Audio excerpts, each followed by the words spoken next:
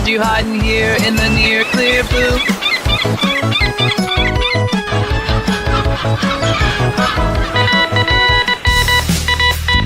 He's been cited by IGN, The Quartering, Timcast, The Daily Wire, Bounding into Comics, and even Dr. Jordan B. Peterson.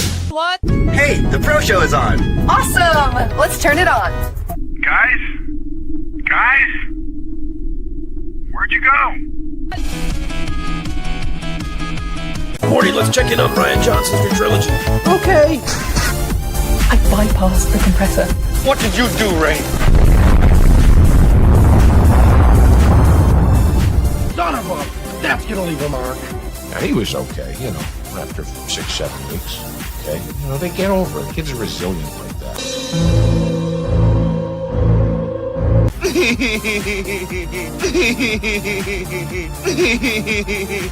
Yeah. I hate it. It's the standard, what would George do? I don't want you here. So sorry, George, I didn't think it would go like this. Fly, you fools! I've fallen, and I can't get up. Weird. Stay away from liquor, kids. I have always liked Cowabunga. Cowabunga! Now that's more like it, Mr. Wayne.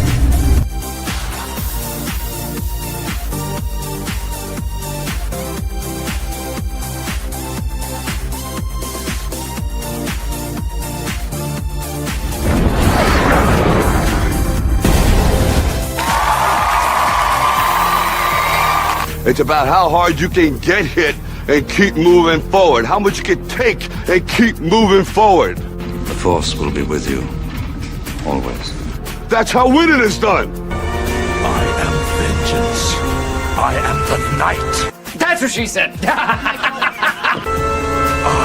am Batman. If I won tonight, I would come home and we'd celebrate. Well, I'm coming home, we're celebrating. God bless you all. Watch your habits, for they become your character. And watch your character, for it becomes your destiny. What we think, we become. It's scooping time. Ladies and gentlemen, boys and girls, in just 2 minutes, the lighting at the Magic Kingdom will dim for the performance of the Pro Show. We hope you enjoy and have a magical, truthful time.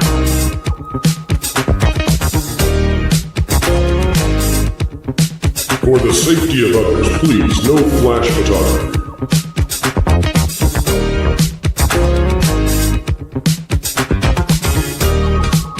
And welcome to Provision 3D.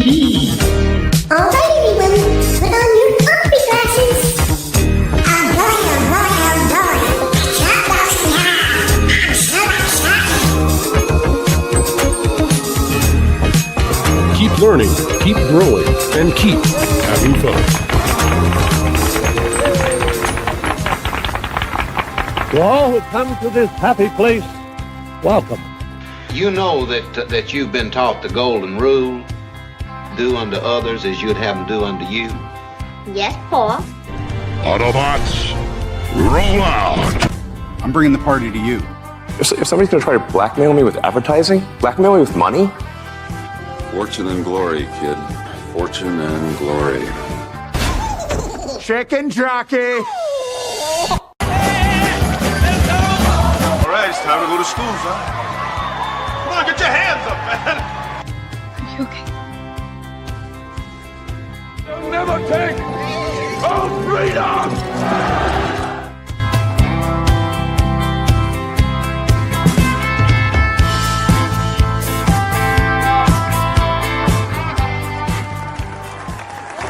From the redwoods of California to the hills of Tennessee to the Rockies in the Sunshine State and Maine with that bright and shining sea. From coast to coast in North America, it's time for your host with the most, bringing you all the entertainment news that should be fun. Ladies and gentlemen, It's the WDW Pro Show!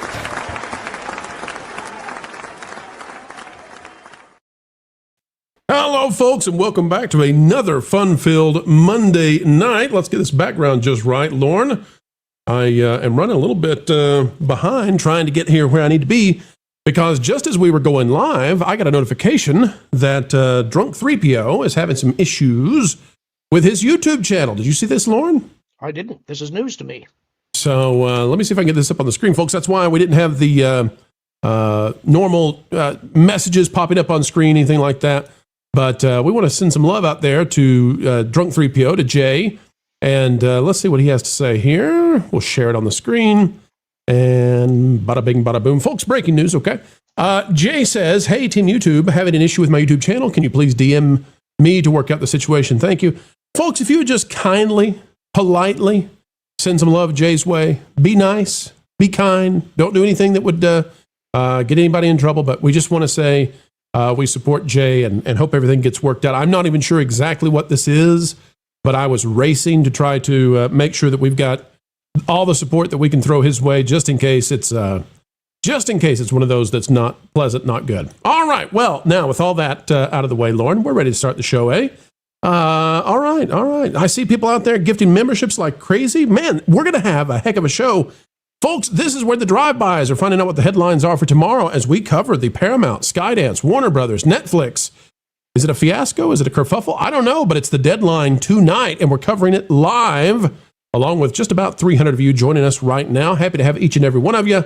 And I know it's a Monday, but it's an exciting Monday.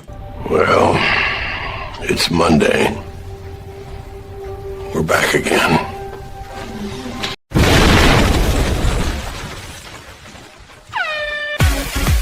It's Monday, boys and girls, let's party! It's Monday, boys and girls, let's party! All right, happy Monday, Wiz. Happy Monday, Lou. Welcome to both of you. You know, you can't trust that day. Why can't we trust a Monday? Because, you know, the song says so, and we have to obey our heritage, don't we? Which is it the Monday song? Monday. Okay. Can't trust that day. Monday. All right. Well, Wiz, can we trust you this eve? Do you have the good stuff when it comes to opining on the Holly Weirds? Man, I hope so. Otherwise, we're in deep trouble. Folks, we're going to bring it to you today. Don't worry. It's going to be the greatest show, at least since the last time you tuned in. All right, let's get ready to dive in. Listen, we're setting a high bar here, Lou. I was about to say, that's a high bar. Do we have ice skates on to jump over it in honor of the Olympics? I don't know. But. The high bar is going to be coming from those out there already tuning in. Folks, we're going to click the button. You know, weird stuff happens when we do, but we got to hit it so that we can bring it to you. Look, all it was remove the chyron at the bottom. We can handle that. All right, let's get to it. Here come the Super Chats and the gifted memberships. Folks, thank you so much for all the kindness you're showing out there. Starting with Scott Westbrook dropping 5 WDW Pro memberships into the laps of the well-receiving and definitely benefiting individuals out there. Say thank you if you received one from Scott.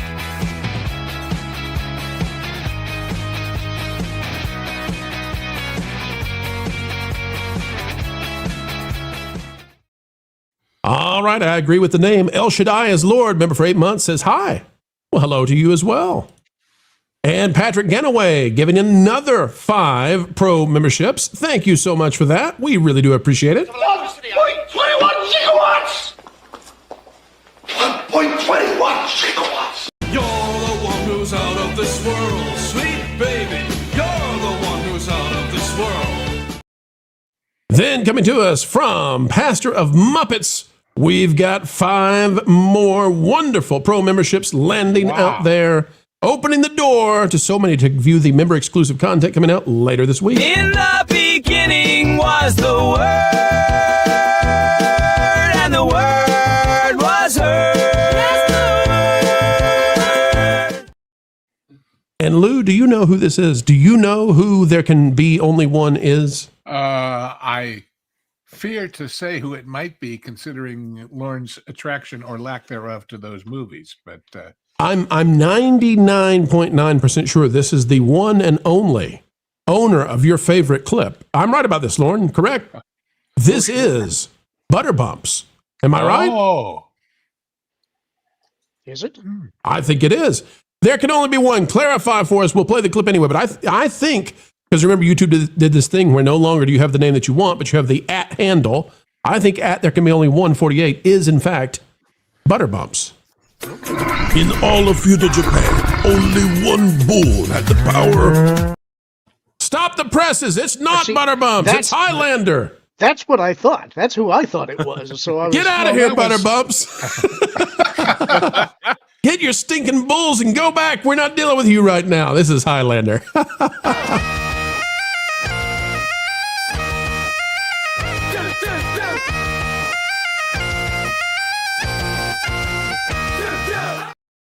I have missed playing that clip. I have really missed that. It's good to see you out there, Highlander. Good to see you indeed. Well, we're catering to a broad audience tonight. We have muzzle fanciers and kilt lovers all in one show. I think that's pretty amazing. Well, that's why, listen, we're trying to reach out to the broads with the guy in the kilt, right? Broads love a guy in a kilt. Yeah. Culture Casino, our good friend, is sending in some memberships right now.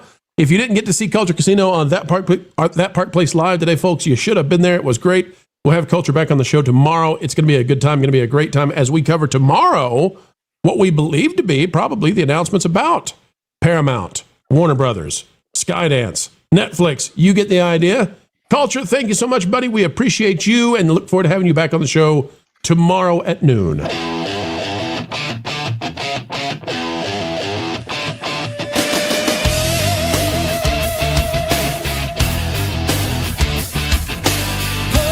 Potatoes, fried green tomatoes, arugula. Hey, what's up? When injustice strikes, I strike back.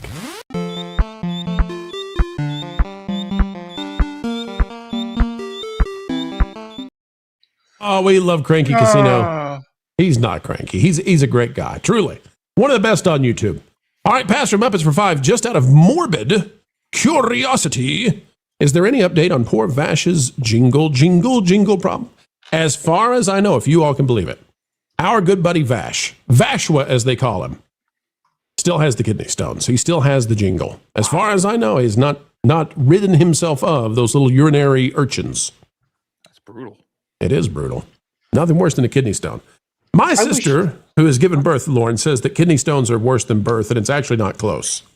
I wish you had not said urinary gremlins, because somebody is going to generate an image of that. No, urinary tract urchins. Have you seen those? Have you seen them under a microscope? They look just like tiny little sea urchins. That's wonderful. Yeah, they're like just little satanic devil things that climb through your nether regions. I don't think I'd want their row on Iron Chef. That way. I would like to remind everybody that now is the time to take a simultaneous sip. All right, simultaneous sip it is. 3, 2, 1, here we go.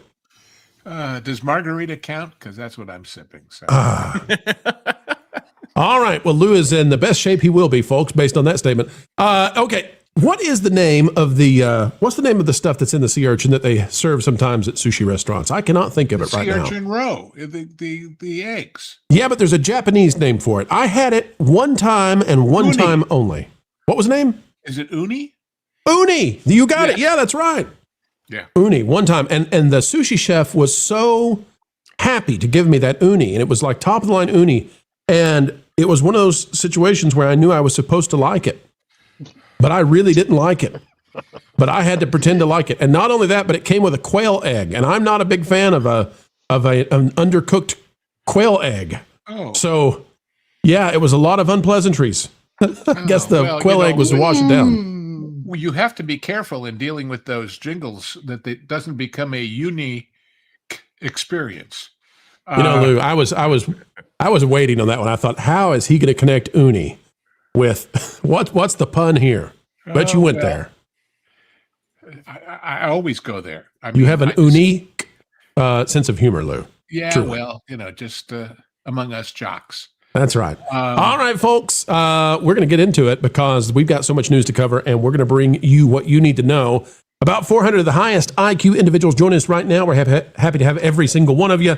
Let's start off, before we get into Paramount and Warner Brothers and Skydance and Netflix. Before we go there, Trump versus Susan Rice, and is it political? Is it not?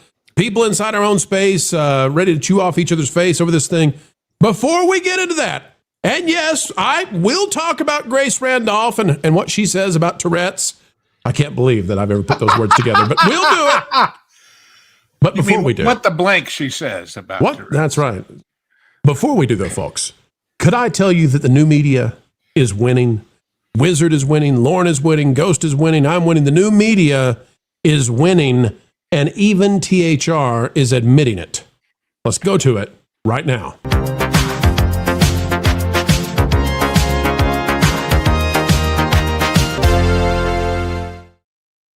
If you thought that the new media had slowed down, think again, my friends. The new media has conquered the legacy media. It is not even close. It is a meteor versus the dinosaur media, and they are just now finding out that they've gone extinct. Somebody tell them. The Hollywood Reporter is doing so by Rick Porter. It says a slow motion eulogy for the TV industry, and we are going to go way, way, way down in this article to get what we need out of it. But hang tight, we'll get there. It says a slow motion eulogy for the TV industry, now in shorter supply, shows that involve real sets being built, fully staffed writers' rooms, series regulars, dozens of recurring and guest roles, and attention spent on production value, blah, blah, blah, blah, blah, blah. I'll give you the first couple of paragraphs just so we aren't accused of going out of context. But boy, you got to see the stats that we've got down here. It says the mini revival of TV's pilot season this year has been an unexpected surprise and also a bittersweet one. NBC has ordered 8 pilots in the past 2 months. More than double the number of pilots it picked up last year, and more than the total of 7 across all broadcast networks. During the 2025 development cycle, ABC and CBS have 2 pilots each, bringing the total to 12. Now, this article is really, what its goal is not the same as our goal, but they're giving us something that we want down in there. But the article is all about how TV is making a teeny weeny itsy bitsy resurgence.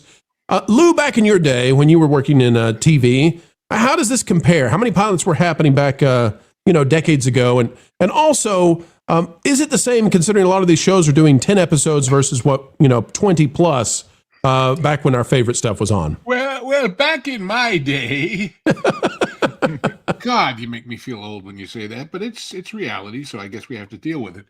I would say 10 or 12 per network. And per year, yeah. And then, of course, for mid-season, there'd always be a few that would be held in abeyance. I've told the story before, I think, but I did a show once, which was, we made 9 of them, or I think 7 of them finally got on the air, but it was going to be a mid-season replacement. And we needed to reshoot something. And we needed to match what we already had so we didn't have to shoot the whole episode again. And so they brought in a big monitor with the edited current version that needed this new insert. There were 9 sets of time code on that print. Why? Because every single segment, this is a half-hour show in the prime time, had a different running time because of the varying lengths of the hourly news inserts and the promos and one thing or another. 9 for one show.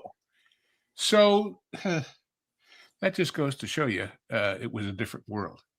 Totally different world. And you can see that in the chart, by the way. Now, it doesn't go back as far as we would really like to see, how many pilots were being made, but you can see the intense decline that we've seen over the past, 7-8 years. And here we are. There's a teeny weeny itsy bitsy resurgence, but it's really not much. The bottom line here is what they're trying to say is that legacy media has reached, it just fell off a cliff. Catastrophic free fall does not begin to describe what we've seen in the legacy media. But buried at the very bottom of this is what we really need to see. Because, folks, you listening, I don't care if you're a highly engaged viewer who's with us every day, or if you're someone out there who tunes in just, when you can, but maybe you even listen to other channels. Maybe you're going to that scallywag fake wizards channel all the time. Maybe he's your thing these days. Wherever you are on YouTube, you're winning, and you're winning bigly, because all the way, oh my gosh, all the way down at the bottom of the article, this is what we want. This is what you need to see. Because this is not truly how bad it is for the legacy media. This is how it is in California. If we could look at this chart for every other state, oh my gosh, can you even imagine you wouldn't even have these other lines appear. The red line would be the only one that's anywhere visible. And as I mentioned when you first showed this to us a little bit before the show, new media is the one thing that does not physically have to be in California. It can go someplace where the taxes and the expenses are lower. Right, which is get out of there if you're new media and you're in California. Yeah. Let's take a look, folks. It's interactive, so we can take a look at it. Back in 2020, new media, that's YouTubers, right? That's Twitch streamers, that's whoever they might be. The new media, independent and not connected to the corporate elites. New media in 2020 in California, not in the U.S., just in California, 222,000 jobs. 222,000 jobs, which far exceeds any of the other types of media out there. 222,000 jobs. But the big deal is it grew. And in 2025, despite an exodus from California, it's up to 240,000. What about the others, okay? The much lauded and applauded film industry, TV and sound in California, 125,000 5 years ago. And at the end of the last calendar year, 116,000. But traditional media, newscasters, I'm so sorry. They started at 65,000. They are now at 31,000. They have been cut by more than half. Oh my. The collapse is real. Now, here's what we've got to think about, Wiz. What we got to think about is, what would this chart look like, let's say, in Oklahoma? Or what would it look like in Delaware? Or what would it look like in South Carolina, Wiz? Because these other, the yellow, the purple, the green, the brown, they would be so far down that this is California that we're looking at. This is Hollywood. No other place has a Hollywood. It's only new media. Right. It's crazy when you consider the fact that and I'm sure Lou can talk to this as well.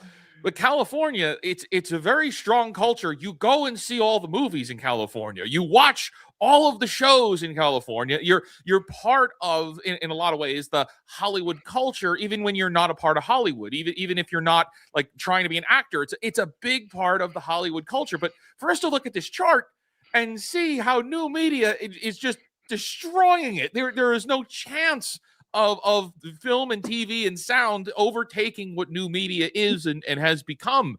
And it's only going to continue that way. It's not like there's going to be some kind of rise. Something's going to happen that everything just starts to take back off again. It's not going to happen. Traditional media is going to go until it's off the chart. It's not even going to be applicable here. I got to tell you the funniest story about what you just said. When my wife first moved out to California to marry me and join me in the wonderful journey of life, the first time we went to the movies in Valencia, California, movie's over, the credits start to roll. She gets up to leave, and she's the only person in the theater who does. And she's totally mystified. And I had to explain to her, everybody knows somebody, and they're all looking for their names in the credits. That's exactly what I was referencing, Lou. Thank you. Yes. That was exactly it. In California, they stay through the credits. You don't move because you're waiting to see all the people come up on screen. And that's before after credit sequences were waited for by the general public. So, right. Are you guys saying the end credit scenes don't hold people over in the rest of the country now? Well, maybe they do, but I'm just saying long before. Wizards always waiting to find out, will there be shawarma? Will there be shawarma and Wicked for Good at the end of the credits? You got to stay and wait to see that. Well, the question is, did anybody in the Midwest know what shawarma was before that started? So, meat on a big stick that rotates. That's shawarma. Yeah. The rise of shawarma connected to that film is a case study, though. It's very interesting. There's the next Star Wars movie, The Rise of Shawarma. Somebody call Spaceballs 2 and tell them Lou's got an idea. Hey, here's the deal, though, guys. If we go back to that chart, here's the big deal. People need to know this. So this is California only. New media, the new media jobs. And that's why when we tell you that new media has taken over, when Joe Rogan had more viewership for his podcast hosting Trump and Vance than ABC did for the presidential debate, that was a milestone. But new media has doubled the jobs in California. Lauren, I'm going to bet you, and I don't have this in front of me, but I'm going to bet you that in many of the states in our beautiful country, and we love all of our states, every single one of them, okay, we love them.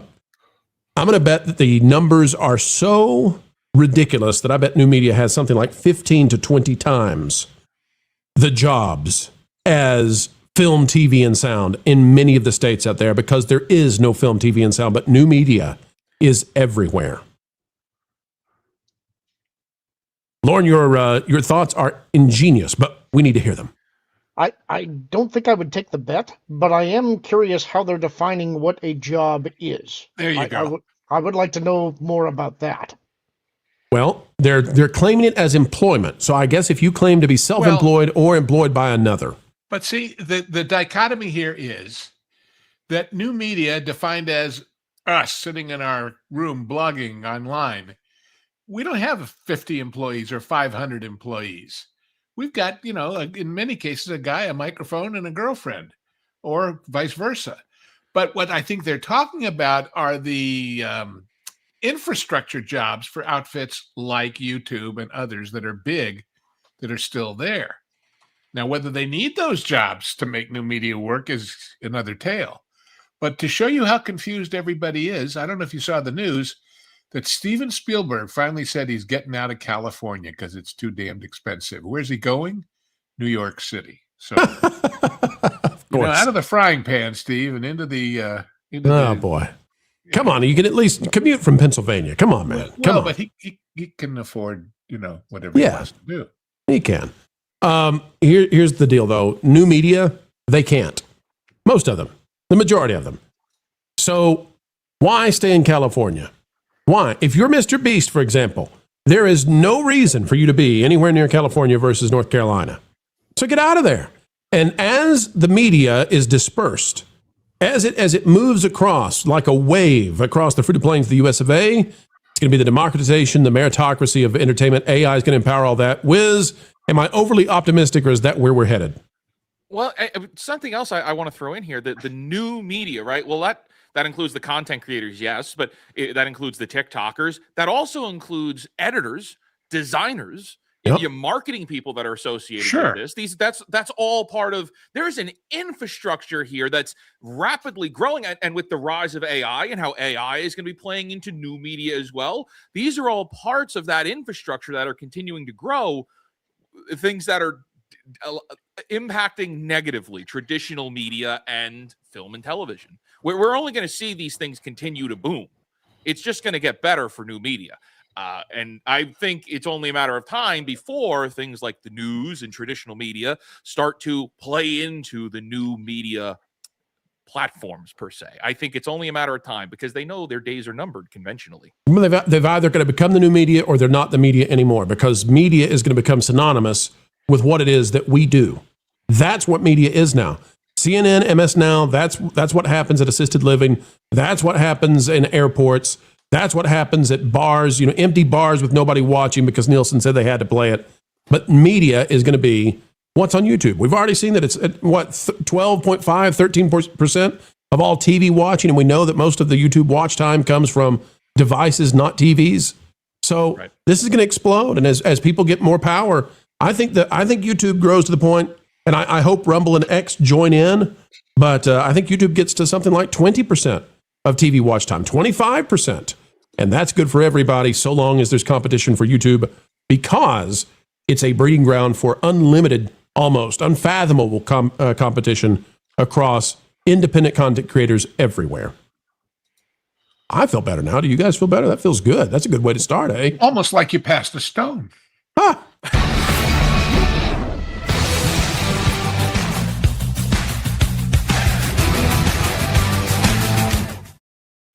All right, ladies and gentlemen, let's get back to our superstars. They're out there, and they say what we need to see on the screen. Patrick Getaway for 10. The problem starts in those allegedly fully staffed writers' rooms.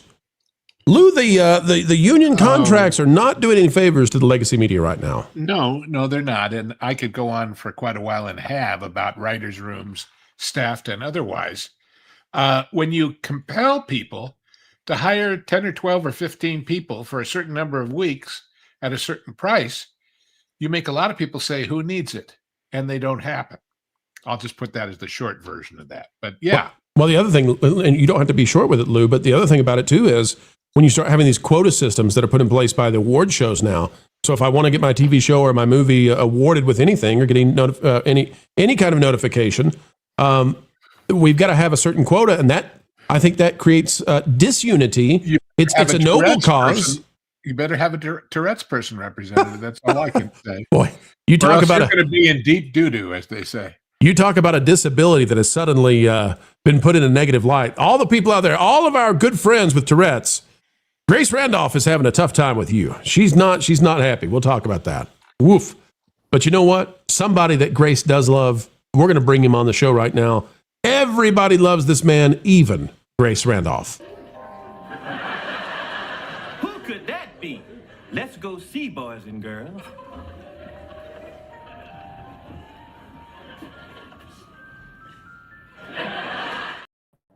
Ladies and gentlemen, welcome Andy Masterson to the show. And I forgot my blonde wig. I was going to do my Grace Randolph, but I forgot my blonde wig. That's not a bad Grace Randolph. Well, hello. Well, hi there. And I can't do a good Grace, but Andy, that's not bad. Do you just keep a blonde wig sitting around? Or you like that, what's that guy's name? Androgynous or whatever his name is, the guy who had the wig and the hat pulled off. Do you guys not know about this? Do I have to pull that up? Yeah. Yes, there's a clip of it. It's another content creator they're trying to go for like the looks maxing thing, and he had the hair, and somebody pulled his hat off, and the hair came with it. You know what? That was so awkward for a moment. We got to play it because Andy was stunned for just a minute. He said, "What in the? This is what I'm talking about. Androgynic, not androgynous. The man's not androgynous. Look at him. But this is an influencer." And if you've not seen the clip yet, it's not nice. Nobody should do this to a, this is like when they pulled the beanie off of Tim Pool. Don't do that. It's not nice. You might try to own somebody, but it's still unkind, and it could get you hurt. This guy's real tall, looks like he's got one heck of a chin, might be the Crimson Chin, and he works out, but he's got a hat and a wig on, and here we go. If people don't know it's a wig, here's the play. And we've got a nerd behind him. Nerd talks to his buddy, and goes for the snatch. Boom! And not the same looking guy once the hat comes off. Andy, that's what I was talking about. Do you just have a blonde wig like this guy probably does, just laying around everywhere? Maybe I should be a redhead. You wouldn't be Grace, unless Grace goes red. Chrissy Mayer did a great Grace Randolph impression. Well, hello. All right. Well, we listen. We love Grace. We're not going to be mean to Grace. Grace is welcome to come on the show anytime. We'll have Grace on. All right, folks. Grace, she died 30 years ago. Patrick Ganaway for 5. The best end credits were in Grumpy Old Men. Burgess Meredith cracked me up. What a talented man. What an amazingly talented man. Well, Patrick agrees with you. We've got Snarky out there for $4.99. Hello. Or maybe I should do it again. Hello. How are all my fellow Americans? America. This is your neighborhood stink nugget. Here's wishing you a wonderful week. Snarky, thank you so much, buddy. Good to see you out there. Andy, get back in. Oh my gosh, we clicked the button and did this stuff. I wish StreamYard would fix that, but we won't dwell on it. Snarky, thank you, buddy. We appreciate you.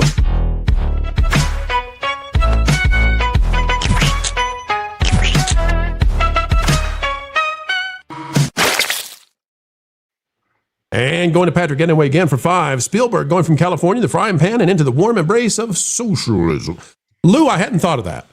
Maybe he's a Mamdani man. Maybe he wants to get over there and see what he can do to help clean up the poo. Knowing what a benevolent guy he is, he just wants to help sweep the snow up. Of It's what's under the snow. He'll need 2 forms of ID in order to sign up for that program. Did you see that? Oh, I saw, and I saw what's under the snow too. Oh. Woof. Nathan is out there for $49, trying to get a job in old media is hard with the unions. No union gatekeepers in the new media. And by the way, no rules when it comes to AI thus far. It's the wild, wild west. Do whatever you want to do in the new media and see what works. People might hate you. Artists might hate you. But you can find out where are the limits and what is the etiquette. We're going to define it in real time in the new media. Then we go to Big Blue Horses for $4.99, going to Walt Disney World with first-timers this week. Crossing my fingers. They've been to Dollywood, Disneyland, Six Flags. God bless. I'm still out here. Good job. Big Blue Horses. Hope you have a wonderful time. It's going to be a cold one if you're going tomorrow to Walt Disney World. And you're going to see a lot less vegetation because it's been wiped out by 3. Count them, 3 freezes. But still get out there and have a good time. And the crowd levels, we hope, are low enough that you don't have to pay all those big bucks to skip the lines. All right. Ladies and gentlemen, we have come to the time. This is the headline that everybody's talking about. Warner Brothers, Paramount, Skydance, Netflix, you know it. And it's time to give the drive-bys the kind of coverage they're going to use tomorrow. It's time to give the AI what it's going to know as authoritative tomorrow when it comes to covering this. Many in our space have said it's not political. Some have said it is. Some say they want Netflix. Some say they want Paramount. But have no doubt, ladies and gentlemen, we're about to cover it in the kind of fidelity you'll find nowhere else.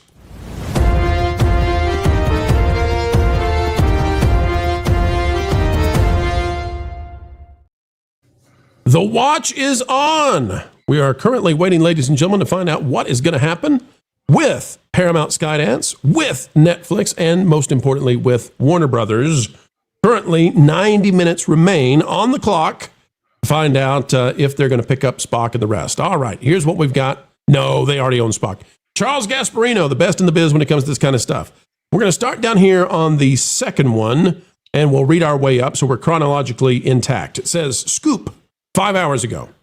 My sources tell me Paramount put in its last and final bid for Warner Brothers late yesterday, which we reported. What I don't know is the exact price, though I know it's higher. Maybe as much as $2 higher, which has been discussed. That would put it at $32 or $33. From what I understand, says Charlie, that's not their main issue.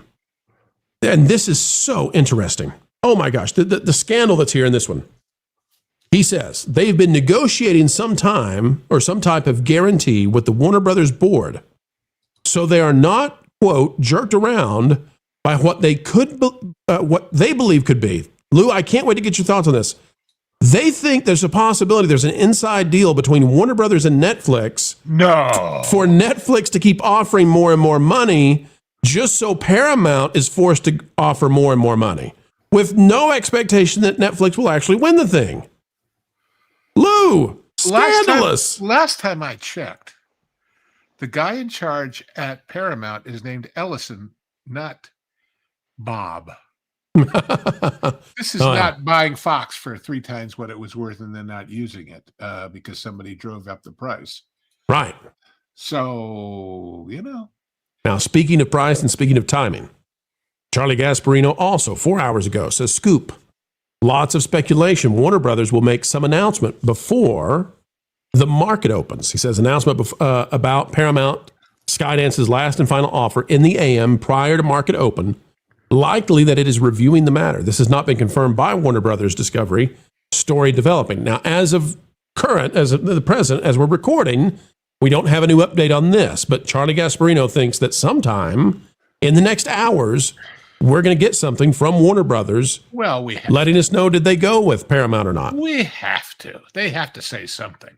They've got an earnings call Thursday, Lou. So yeah. So there's no more time for them to fool around with this. They have to come down on one side or the other and stick to it, and then see how many of their stockholders, including large groups that have already been offered places on the board by Ellison, will go along. Let's go now to Reuters, hosted by Yahoo Finance. Paramount submits higher offer for Warner Brothers Discovery, confirming Charlie Gasparino's reporting. This came out after his report. Don Chmielewski has this one. It says, Paramount Skydance submitted a higher offer for Warner Brothers Discovery. A source familiar with the matter told Reuters on Monday, ratcheting up efforts to derail the HBO Max's owner's deal with Netflix, which we've always told you here. Sorry, I don't care what Polymarket said. I don't care what the mainstream media told you. We always thought Netflix was not going to win this thing. We've had a lot of people that we love who have disagreed with us, but we still stuck with it. Netflix was not going to win. The bidding war for one of Hollywood's most coveted assets, including the Harry Potter and Game of Thrones franchises, not to mention DC, Batman, Superman, and the Looney Tunes too, has raised the stakes for dominance in the streaming-led market. Paramount's new bid, which improves its initial offer of $108.4 billion or $30 per share for the whole company, seeks to address Warner Brothers' concerns about the certainty of its financing, the source said. Warner Brothers' chosen suitor, Netflix, which offered to buy the studios and streaming assets for $27.75 per share in cash, or $82.7 billion, is allowed to match the latest bid from David Ellison-led Paramount. The problem is, I don't know that Netflix can do that, and I also don't know that they want to do that, because here's the deal. The LA Times reporting, politics takes center stage as Paramount submits new offer for Warner Brothers Discovery. This goes on, Meg James writes this, talking about how the Trump administration has very much turned against Netflix. The Susan Rice thing nuked the whole thing. I know people that were close to disagree with us on that, but I really do believe now this has at least spooked the investors, the idea that you're never going to get this through the Trump administration based on what was said. It's been crazy. And oh, by the way, Netflix, which started this whole thing, has been decimated by this effort. I mean, look at this, ladies and gentlemen. Netflix, over the last 6 months trying to pull this off, is down 37.59% in just the last 6 months. So I say all this to say, Lauren, it looks to me like if Netflix loses getting Warner Brothers, Netflix might win in the end by having driven a competitor up on the pricing, and now they can start to rebuild and get away from this thing. I think it depends. This is actually pretty close to what I predicted. I think a week or so ago when we were talking about them improving the guarantees that the deal would be completed by the end of the year or they would pay a regular quarterly penalty, I predicted that they would make one more sweetener offer, and that's what this is. And I think that this is going to be something that Netflix isn't going to have the ability to counter. I think what's going to be really interesting is, let's say that we're correct and that Paramount does actually win this part of the deal, because I think the shareholders are now going to exert enough pressure that they're going to be forced to take it. If that's the case, yes, I think that Netflix gets off the hook for the bid, but that's also still a loss in public perception. And so I'll be curious to see, does the stock go up or does it go down? Because I'm not sure. That may be seen as a big reputational blow. We'll come back to the stock in just a minute. I want to go to the political side of this for a minute. Going back to the LA Times, Netflix co-chief executive Ted Sarandos sought to downplay the latest controversy, which is, by the way, that Netflix has a former Obama official, Susan Rice, on its board, and she came out in one of the most vicious, scathing political attacks on the Trump administration, but not just the Trump administration, on anybody who dares try to do what the DOJ tells them to do. Anybody who tries to comply with the government and with the rules and regulations under the Trump administration. Susan Rice on the board of Netflix came out and said, we're coming for you. Like, if we get back in power, we're coming for you. And boy, I think people are starting to wonder that if they just might, given some of the stuff that's going on in Washington, they just might get back in power. And so there's this real, threat here. So Ted Sarandos, after Trump calls for Susan Rice to be kicked off the board or face consequences, says this is a business deal. It's not a political deal. And if you believe that, he has some swampland that he'd like to sell you cheap. Well, Lou, I've got a lot of really good friends who say this is not political, it's all business. I think everything's political. I do. And I don't think this is any different. Well, yeah, but it's political across a spectrum. As we've seen, we've got Donald Trump and Pocahontas on the same side on this thing. Right. Because the effect on the theaters, the malls, the revenue to state and local governments knows no red or blue if this goes through. And by the way, I sent you just before we started, it's all the way down there near the bottom. AMC just came out and said that their fourth quarter was lost revenues 10% less. That's before any of this happens. That's just based on all the bad movies that nobody went to see because they didn't want to. Oh no, Lou, we had Wicked. What are you talking about? Movies. It was the greatest slate according to Bob Iger for Disney as well. Did I tell you the funny line a bourbon expert friend of mine gave in a review? He loved this stuff, but he said the only thing wrong with it wasn't as viscous as he'd like it to be. He says it was kind of thin, and then he says, "Not you're starring in Wicked thin, but thin." Thin. I just died. The opposite of thin. What's happening with Warner Brothers, The Win? We showed you Netflix, right? Netflix, by the way, Netflix is dropping. I didn't even see this. Netflix on the day with the deadline here for Warner Brothers to pick a side, Netflix drops another 3.37%. We just showed you they're down something like 35. Look what's happened though to Warner Brothers over the last 6 months, up 140%. Now, here's why they've got to make the decision and they've got to make the announcement. It is because if we get into any kind of scenario where it looks like they're not going to be picked up by Paramount or Netflix, if there's any chance, and I know right now it's so minuscule as to be impossible, But if investors even got a whiff of that kind of a situation possibly appearing, this stock crashes down. And David Zaslav, all of his maneuvering is for naught. Wiz, they got to make a call, and they got to do it real fast within the next 24 hours, I think. You know, I mean, you know, we've been talking about this for months. We've been speculating what's going to go down here, who's going to win Warner Brothers.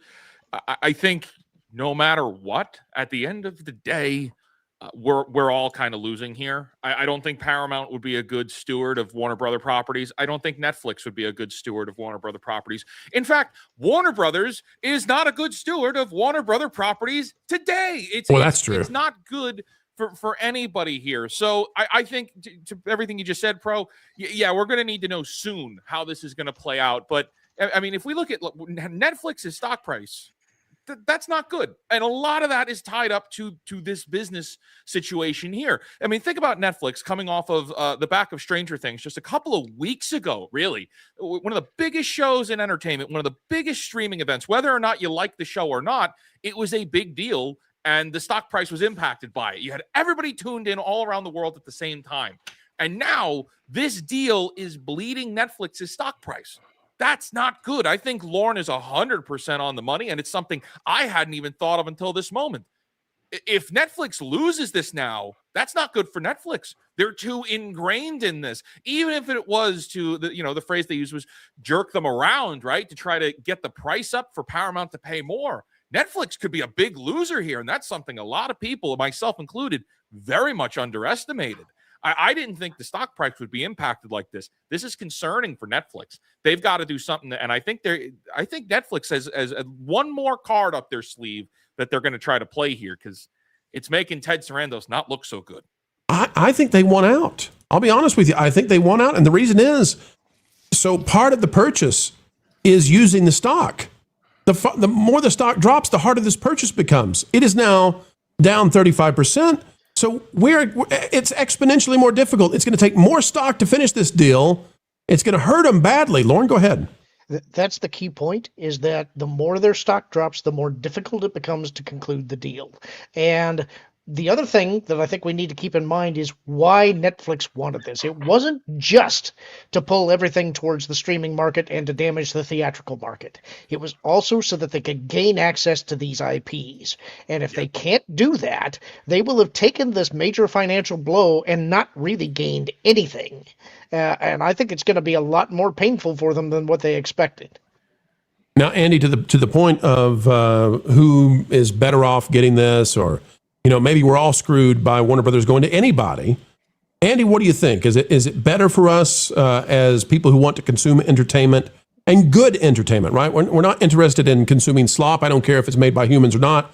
Andy, who do you think offers the better proposition for consumers in terms of enjoying good content again through WED? You're asking who's going to make the least bad fast food for you. Who can fix DC at least, right? A little bit. That's a good Star analogy. Trek's done. Yeah. What I will say that with Paramount, we've got a chance. Netflix, you've got no shot. Netflix, with the amount of content that's on Netflix, when it's so rare that they've got a hit that's really a big property that people want to see, it doesn't happen very, very often. I mean, you had Stranger Things and what? Like, yeah, you had Extraction, a couple of things like that. But other than that, they really don't have a lot to offer. I will say that I think that Paramount and Skydance will have offers to people with talent out there, because nobody wants to work with Disney, because they know what Disney is. They know how badly they fumble the balls and snatch defeat from the jaws of victory. But they will at least try to make something good. Star Trek notwithstanding, which I think they're kind of like stuck there with until they get out from underneath the stench of Kurtzman. They're not going to be able to do anything with that. But either way, I think James Gunn, if anybody buys him, James Gunn's gone. I think they're going to go in a different direction. They'll maintain the base that he started with, but he just came out and said that it could be years away for a Batman movie. I mean, that's as dumb as Marvel, like deviating from the comic books. Not that they'd ever do that. Yeah, it would be like doing Star Wars without Luke Skywalker, and yeah. DC without Batman. It's pretty dumb. But hey, that's James Gunn. He might not be in charge of that thing for much longer. We'll see. But there's one thing I can guarantee, and that is that the speed at which this happens, if Netflix gets a hold of Warner Brothers, and now I think that's 20% chance or less, they're going to be in a regulatory nightmare. This is going to be slowed down all the way until the next administration, I believe. So Quagmire and abroad, not and just abroad. the U.S. However, if and Lauren, I'll get you in, but if Paramount Skydance picks it up, I think this thing is done before the fall. I think it will go through warp speed so that the Ellisons get a hold of CNN and Barry Weiss takes over CNN. And then, oh my gosh, the level of screeching and screaming we're going to see all through the summer about this. Get ready, Lauren. So there's a discussion going on in the chat that I want to bring up here because I think it's actually kind of important to talk about as we're sort of in the subject here. Can I bring the thing down to bring up the quote? Sure. Let me see. Let's get that down. There we go. I think that I agree Gunn is on thin ice. But because Gunn is on thin ice does not mean that Snyder is in any way coming back. It's not an A or B decision. The Snyderverse is dead.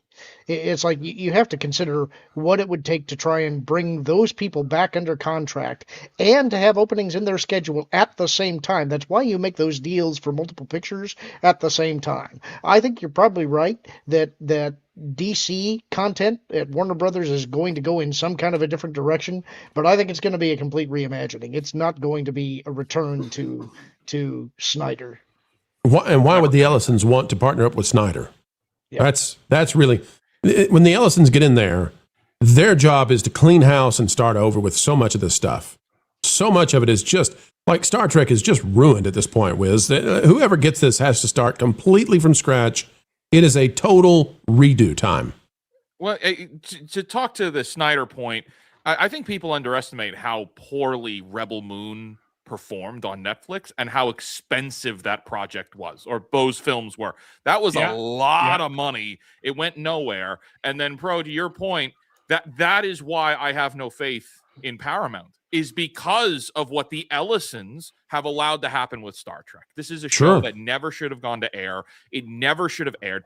It is destroying the very little that's left of Star Trek. And that's a whole separate conversation. But more importantly, they had the choice. You spend a couple $100,000, a couple $1 million to make that go away and pay off the contracts that you had, that Paramount had before the Ellisons acquired Paramount. And that would have been quite a bit of money, but you would have not let this show go to air and lose the last shred of goodwill you have with Star Trek fans.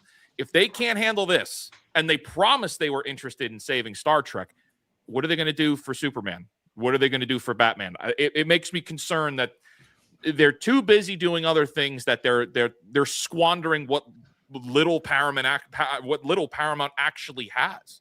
I think it was actually have that much. I think it was Paul Chatto, and I want to make sure I always give people credit. I think it was Paul Chatto who said that Kurtzman's Star Trek and Starfleet Academy is proof positive there is no oversight, because any person with a functioning brain that had oversight would never have allowed this to go to air. Pro, it's worse than that. You watch this show, just Star Trek, Starfleet Academy. You watch this show, and I ask, is this for children?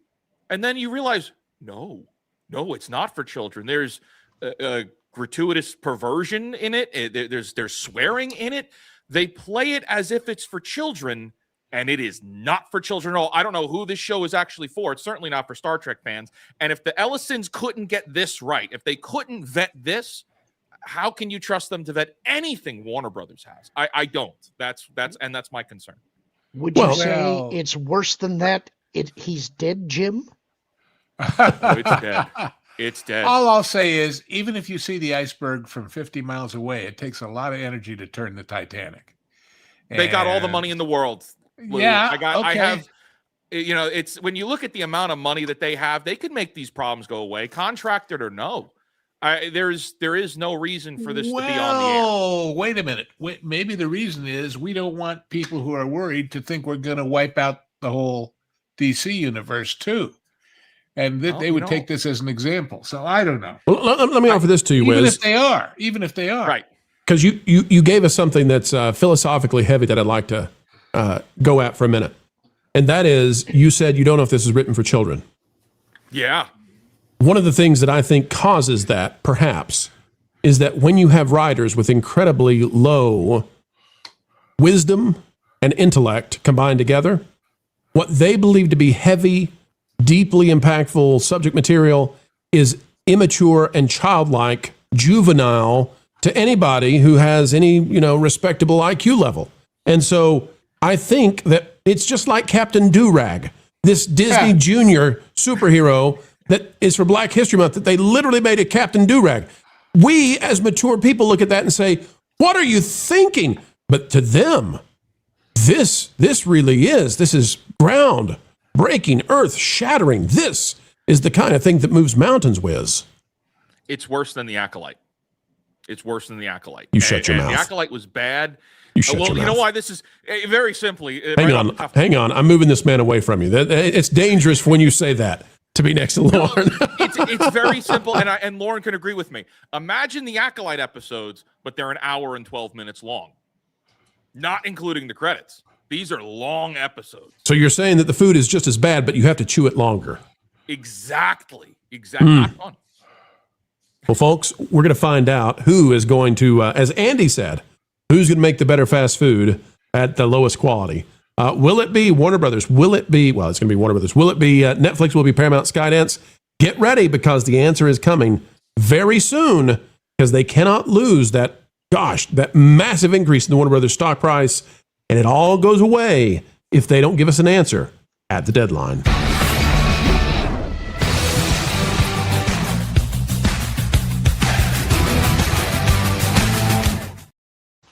Now, that's a topic. That's a conversation. Ladies and gentlemen, are we having a good time? Welcome aboard. If you're new to the channel, make sure you hit the subscribe button. Happy to have 700 of you out there, the highest IQ individuals on the internet indeed.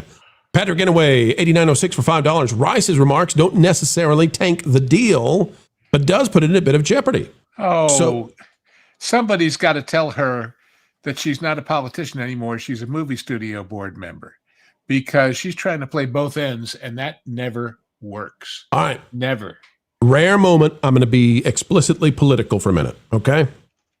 Lou, this goes to you, because you don't have any qualms about that. You're happy. You don't mind to go there. No, go for it. If conservatives and Republicans listen to what that woman says, and that doesn't terrify them enough to actually get the Save America Act through and push through the decrepit turtle and do what it takes, I'm sorry. But it's like the Darwin Award is coming to politics, because at the age of AI and all this power that's going to be wielded, you're going to hand that over back to Susan Rice, who says, vengeance is mine and I'm coming to get you and everybody who, not even those who agreed, not even those who believed in the Trumpster, but those who tried to comply with the government regulations. We're coming for you. Lou, what are they thinking? Not preparing for this? Well, I'm not going to cast any aspersions based on her forebears, but there's a certain country that's also going to experience the whirlwind that they've unleashed that is in common with her. And we'll just leave it there. Leave it there. Okay. Foreboding. Let's see. Solstice Studios for 10. Don't make it pro live very often. Hi all. Well, it's great to see you, and we're glad that you're there. Thank you for inviting us into your day, into your night, wherever you are on this great, big, beautiful world. It's an honor. It's a privilege to be where you are. Good to see you, and happy to be there. Also, gifts 10 additional memberships. You know what? That's cause for a celebration. Thank you, Solstice. We really do appreciate you.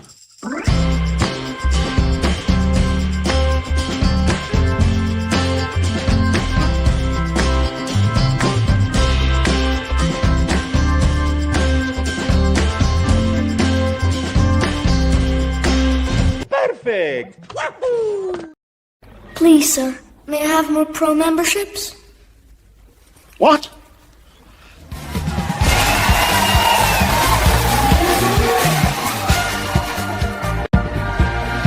God bless us, everyone! And by the way, all of you new pro members, you know what you get with that? You get the genre guys. And oh my, are we about to continue to bring you some amazing movies. One that was surprisingly lousy, which kind of shocked us all, and one that we really love. And I won't even tell you what they are, except to say we're recording them next week, but there's plenty out there. Go explore. And Lou, you don't know this, but the Genre Guys, which is member exclusive content for 2 months, is going to be getting a brand new, fresh coat of paint as it gets ready to go to that pod place, T3PO. Oh, good. We're getting that going again and doing what we need to do there. So, folks, become a member. And you know what? We'll read this one, and then we got more memberships. Packing Protons for 2. Choose your gremlin on Tweety, Lorne. They were both disgusting, and I disliked both of them. Well, all right. Well, that was straight into the point. Sorry, Packing Protons. Take it. God. Get out of here, you. I know Sooners mentioned it, and you mentioned that, and lo and behold, more memberships. More memberships. Ladies and gentlemen, say a big thank you to Staccato DDS. He is our ever effervescent enamel, stopping the cavities that might try to ruin us.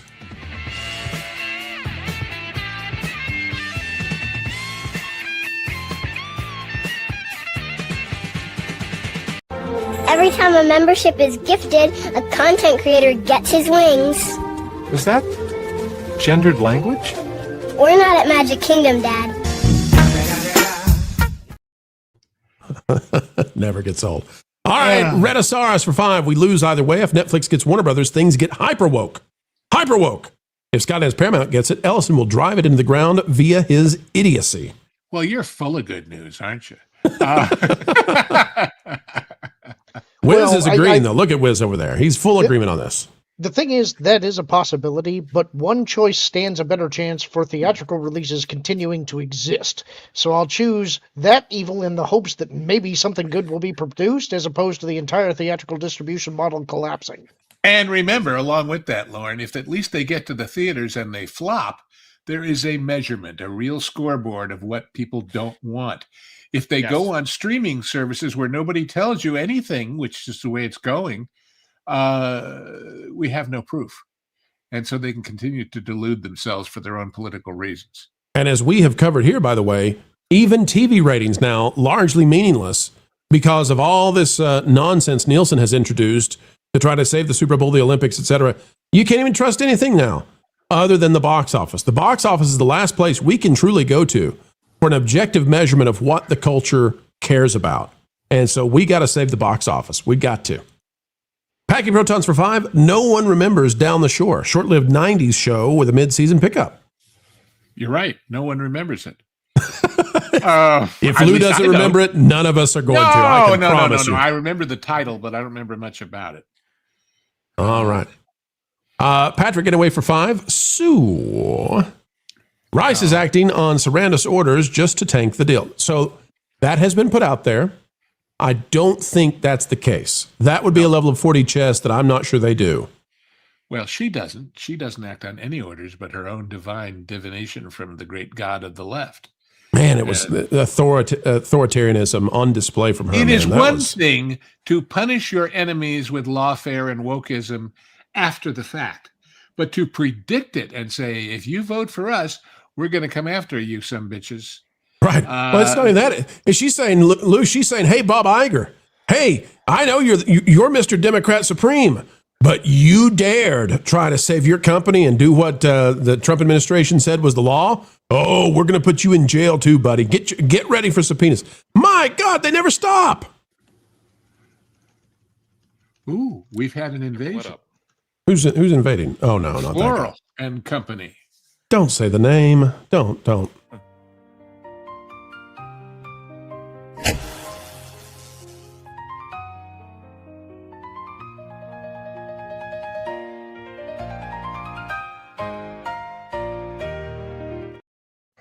We're not doing a Will Tonathon. We're not doing it tonight. Don't let him on here. Snarky for $4.99. Paramount had Taylor Sheridan, and they let him walk. The money walked. This another one. You're giving Wiz more to the quiver. He's going to beat us tonight. Yup. He's going to beat us tonight. You all keep giving him the logic. We're going to lose badly. Walk, or was he pushed? I'll lose that into it. Did they decide that cow had given as much milk as they could?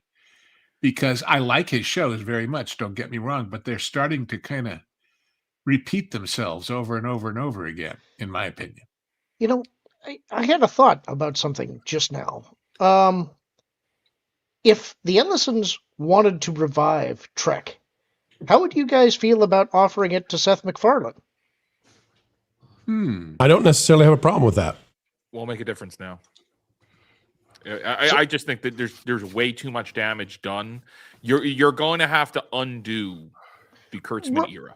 Well, I mean, if you throw it out, though, you're going to have to throw it out. Yeah, and right. If they didn't have the courage to cut it off before, because obviously, it was to a point that Lou was making where you don't really want to upset the industry. Because it's the industry and you're working in the industry so to do that that would be a very big deal. However, you don't have viewers anymore, so something big is going to be required in order to bring Star Trek back. I almost think it's too late for Seth MacFarlane now. If it was to continue from where this leaves off, it's too late. You have to stop for a year or two at least and then start. You can't just carry on. And some of this stuff is so bad, you got to throw it away. You got to say it's not canon. It's that wasn't a wormhole or whatever. We're getting out of that wormhole. Kurtzman's wormhole is done. Paul wakes up. She hears Jonathan Archer in the shower. Everything's good. That's right. Bobby. Patrick for $5. Starfleet Academy is Star Trek's acolyte. Yeah, it is. Makes me miss the acolyte, which is an insane thing. Words I never expected to say. I didn't expect to ever say those Lauren, words, is that farther away from him? No, I think that is technically farther away from him. Lauren, I'm going to protect you, man. England for $2. My wife said we need a new rice cooker. Winks. Staccato for $20. Staccato, you're too kind, man. What do you think about Apple buying Warner Brothers as the dark horse? It's too late. It's done. It's down to these two. It's down to the wire. It's going to happen within the next 24 hours, 48 hours. Something's got to give. Warner Brothers got their earnings call, and the stock collapses if they don't make a call. I wouldn't want them to win either. I wouldn't want Apple to win. What's wrong with you? Well, okay. I don't even have to ask questions. Yeah. Apple without Steve Jobs is just not even Apple. They might as well name it Orange. What did they come out with that even matters since him? Nothing. It's been reiterating the same stuff he came up with. Tim Cook's a good business guy, but he's not an innovator. Right. John for $5. Remember, the previous administration literally wanted to create a ministry of truth. They did. They created it, and then they got rid of it real fast. But, draconian, authoritarian, they had some of that. And finally, Pastor Muppets for 10. Wilton, come on down. No. What are you people doing? Why are you doing this? Wilton, come on down. You're the next panelist on the Rod? I always get corrected too. I never know the guy's name. Was it Rodney or Rod? What was his name? Roddy. Come on. Roddy. Okay, Roddy. You got to give it the right energy. Wilton, come on down. You're the next panelist on the WDW Pro Show. Please play the winter whistle. We'll lose viewers if we play the whistle. Pastor, can we do? Here, I'll give you Wilton instead. Things are going down the crapper. It's not good for investors. It's not just one bad decision. You're getting a golfing tree in. Dang it, Bob! You can choose to feel sorry for yourself. I hope you don't. I've just received a notice from Jonas. Since he's not here, he is saying that we have to play the winter whistle because it's a $10 super chat. It's one from one of our best supporters. If he was here, he wouldn't be saying this. But, folks, I want you to blame this on the Pastor Muppets. We had nothing to do with this. It's time for the winter whistle. The sizzle has frizzled like a slush puppy. It's time for the winter whistle. No Pedro and trailers, where can he be?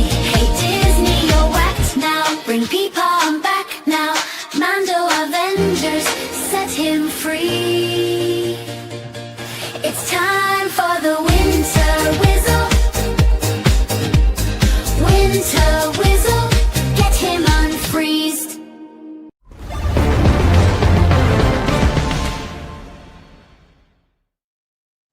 If we told you that Star Wars, Lucasfilm, and Disney are silencing their stars, finally, and their corrosive opinions. Let's dive into an article from thatparkplace.com, the website that if you're not yet bookmarked to it, well, you should be. It's by Marvin Montanaro, and it says, Andor creator sparks backlash after linking hit Star Wars series to Trump-era politics. Well, we knew that's what it was about the whole time. The creator of Andor is tying the show's theme of fascism to President Trump and modern U.S. politics, of course, pulling Disney's only modern Star Wars critical hit into divisive political rhetoric. For a franchise that has struggled to win back longtime viewers, Andor was widely seen as the rare bright spot in Disney's modern Star Wars era. The grounded spy drama, hey Canadians, we'll say it for you, drama, earned strong critical praise and, perhaps more importantly, a level of fan goodwill that many recent entries failed to capture. Now, however, series creator Tony Gilroy is stirring controversy after explicitly tying the show's themes to modern American politics in an interview with The Hollywood Reporter. Here's the quote. He says, "You get out your fascism for dummies book for the 15 things you do, and we try to include as many of them as we could in the most artful way possible. How were we supposed to know that this clown car in Washington was going to basically use the same book that we used?" Fascism. You know, you can always say these kinds of things in a fascist nation. He continued by downplaying the idea that the show was prophetic. Quote, "I don't think it's prescience so much as the sad familiarity of fascism." The same people who probably applaud, the Chavezes and the Maduros of the world. I don't know what he thinks about them, but you get the idea. Unlike several recent entries that sparked heavy online backlash, Andor was broadly praised across much of the fan spectrum for its mature tone, tighter writing, and reduced reliance on legacy and nostalgia. Even many viewers critical of Disney's broader direction acknowledged the show as a setup in quantity. Gilroy did not mince words when discussing his broader concerns about the United States. He says, yeah, it's the same blank all the time. Get rid of truth, get rid of free press, destroy communities. Meanwhile, he's speaking to the free press. Go figure. At one point, he went even further, saying, I think the overall goal is to stop elections and to have complete fascistic state. And in perhaps his starkest warning, fascism is just a total fail in the end, an incredibly dark period in America's history that it may never recover from. Folks, the conservatives can't even pass a law to make it where you present your ID to vote. Come on. Like they're going to get rid of any of this stuff. This goes on to talk about, what in the world? Gilroy, I'm sorry, I didn't get this far down last time. Gilroy previously claimed Stalin was glam. Oh my gosh. Oh my. This guy. Way to go, Star Wars. You picked the right guy. Okay, anyway, this article goes on to talk about the idea that he was told he was not allowed to use the word fascist, though, when promoting this, okay? So he goes on, and good grief, you can kind of see why. The article goes on to talk about how Gilroy was told he could not say these things in the promotion of Andor, and that has led many to believe, Lorne, that the same rule now applies for the Mandalorian Grogu.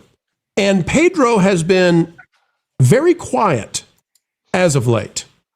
Lorne, do you think that Disney and Lucasfilm have a mandate for Pedro like they did for Tony Gilroy that you're not allowed to say this? Because he's only saying it now. He's out of the contract. It's in the rearview mirror.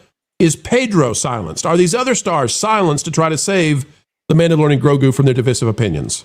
I think everybody has been given a warning, yes. All right, and will it work? That remains to be seen. It depends on what kind of teeth they have in whatever agreements they have inked.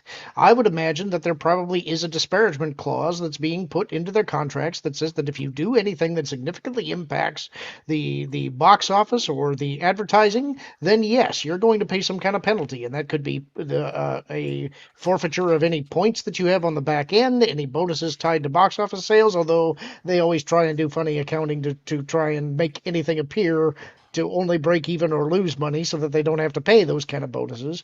But yeah, I think that probably the more serious teeth would be the stuff not written into contracts. That's a whisper network that perpetuates some kind of a blacklist that says, if you hurt us, we're not going to work with you anymore. Let me go to the exact quote where we prove out, and a great job by Marvin to get this.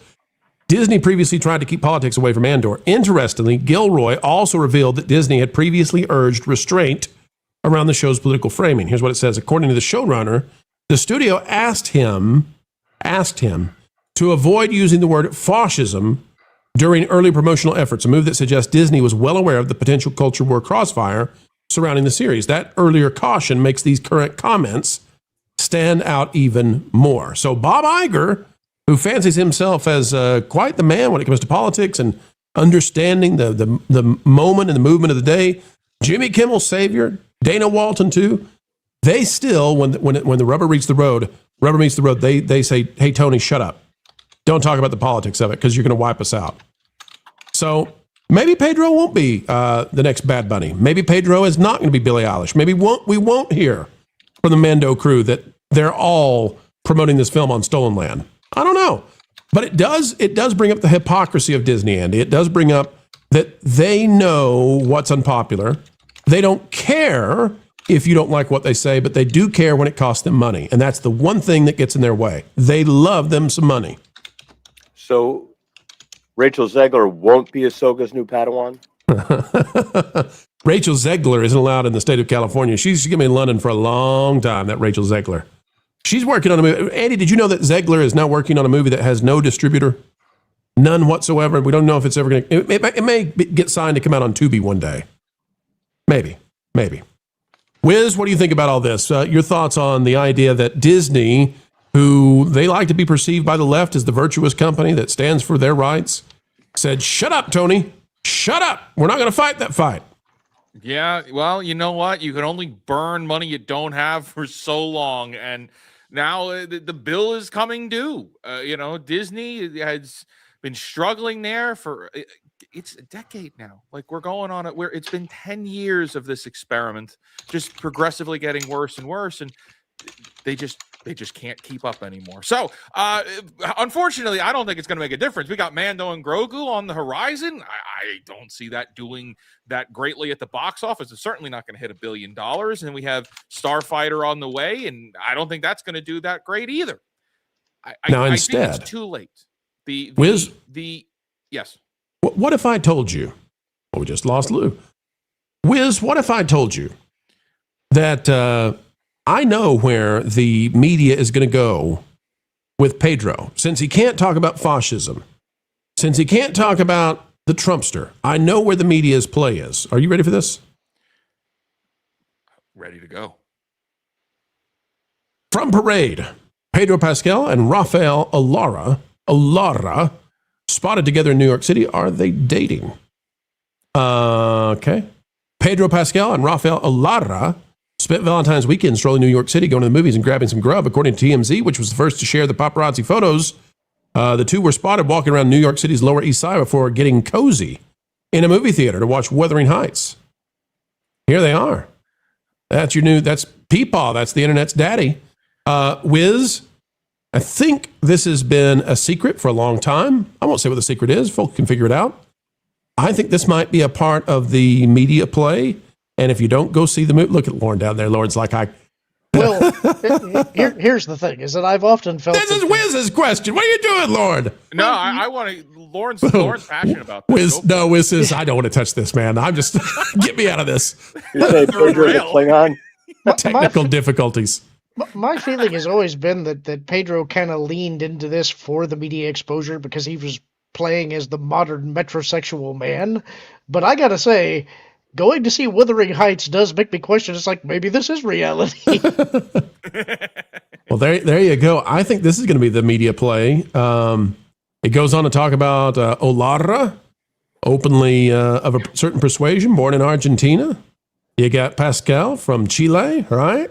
And don't know if they're dating, but apparently they got cozy. Oh my gosh, we get more. I'm not going to click that. They got cozy in a theater? Huh.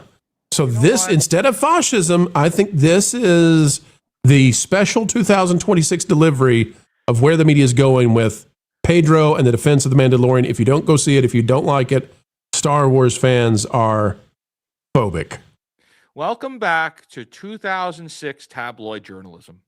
We're back, folks. We've gone back in time, and this isn't going to bring people to the theater. This is not going to put butts in seats, but this is safer than constantly getting political. It gives them, Wiz, it gives them the cudgel now to say, oh, you don't like Pedro? Now we know why. It's because he was always Q-coded, and how dare you? And people still aren't going to go to theaters because people don't care anymore. You could do that, and by all means, if that's the strategy you want to do that, and label people that don't go see this, B Star Wars movie. You're going to label them haters and all that. Okay, all right. Well, that's a bold strategy, Cotton. Let's see how it plays out for them. It's not going to play out well. People are done being guilted to go to a theater because what's in the theater isn't worth being guilted over. They're just going to say, all right, not for me anymore. All right. Well, folks, we'll see how Disney handles silencing the celebrities. But one thing is for sure, the media, they found a new angle when it comes to Pedro Pascal. Peepaw! And we'll see how that goes with Star Wars. But boy, Marvel and Star Wars just became way more interesting when it comes to the media circus. That's about to be upon all of us.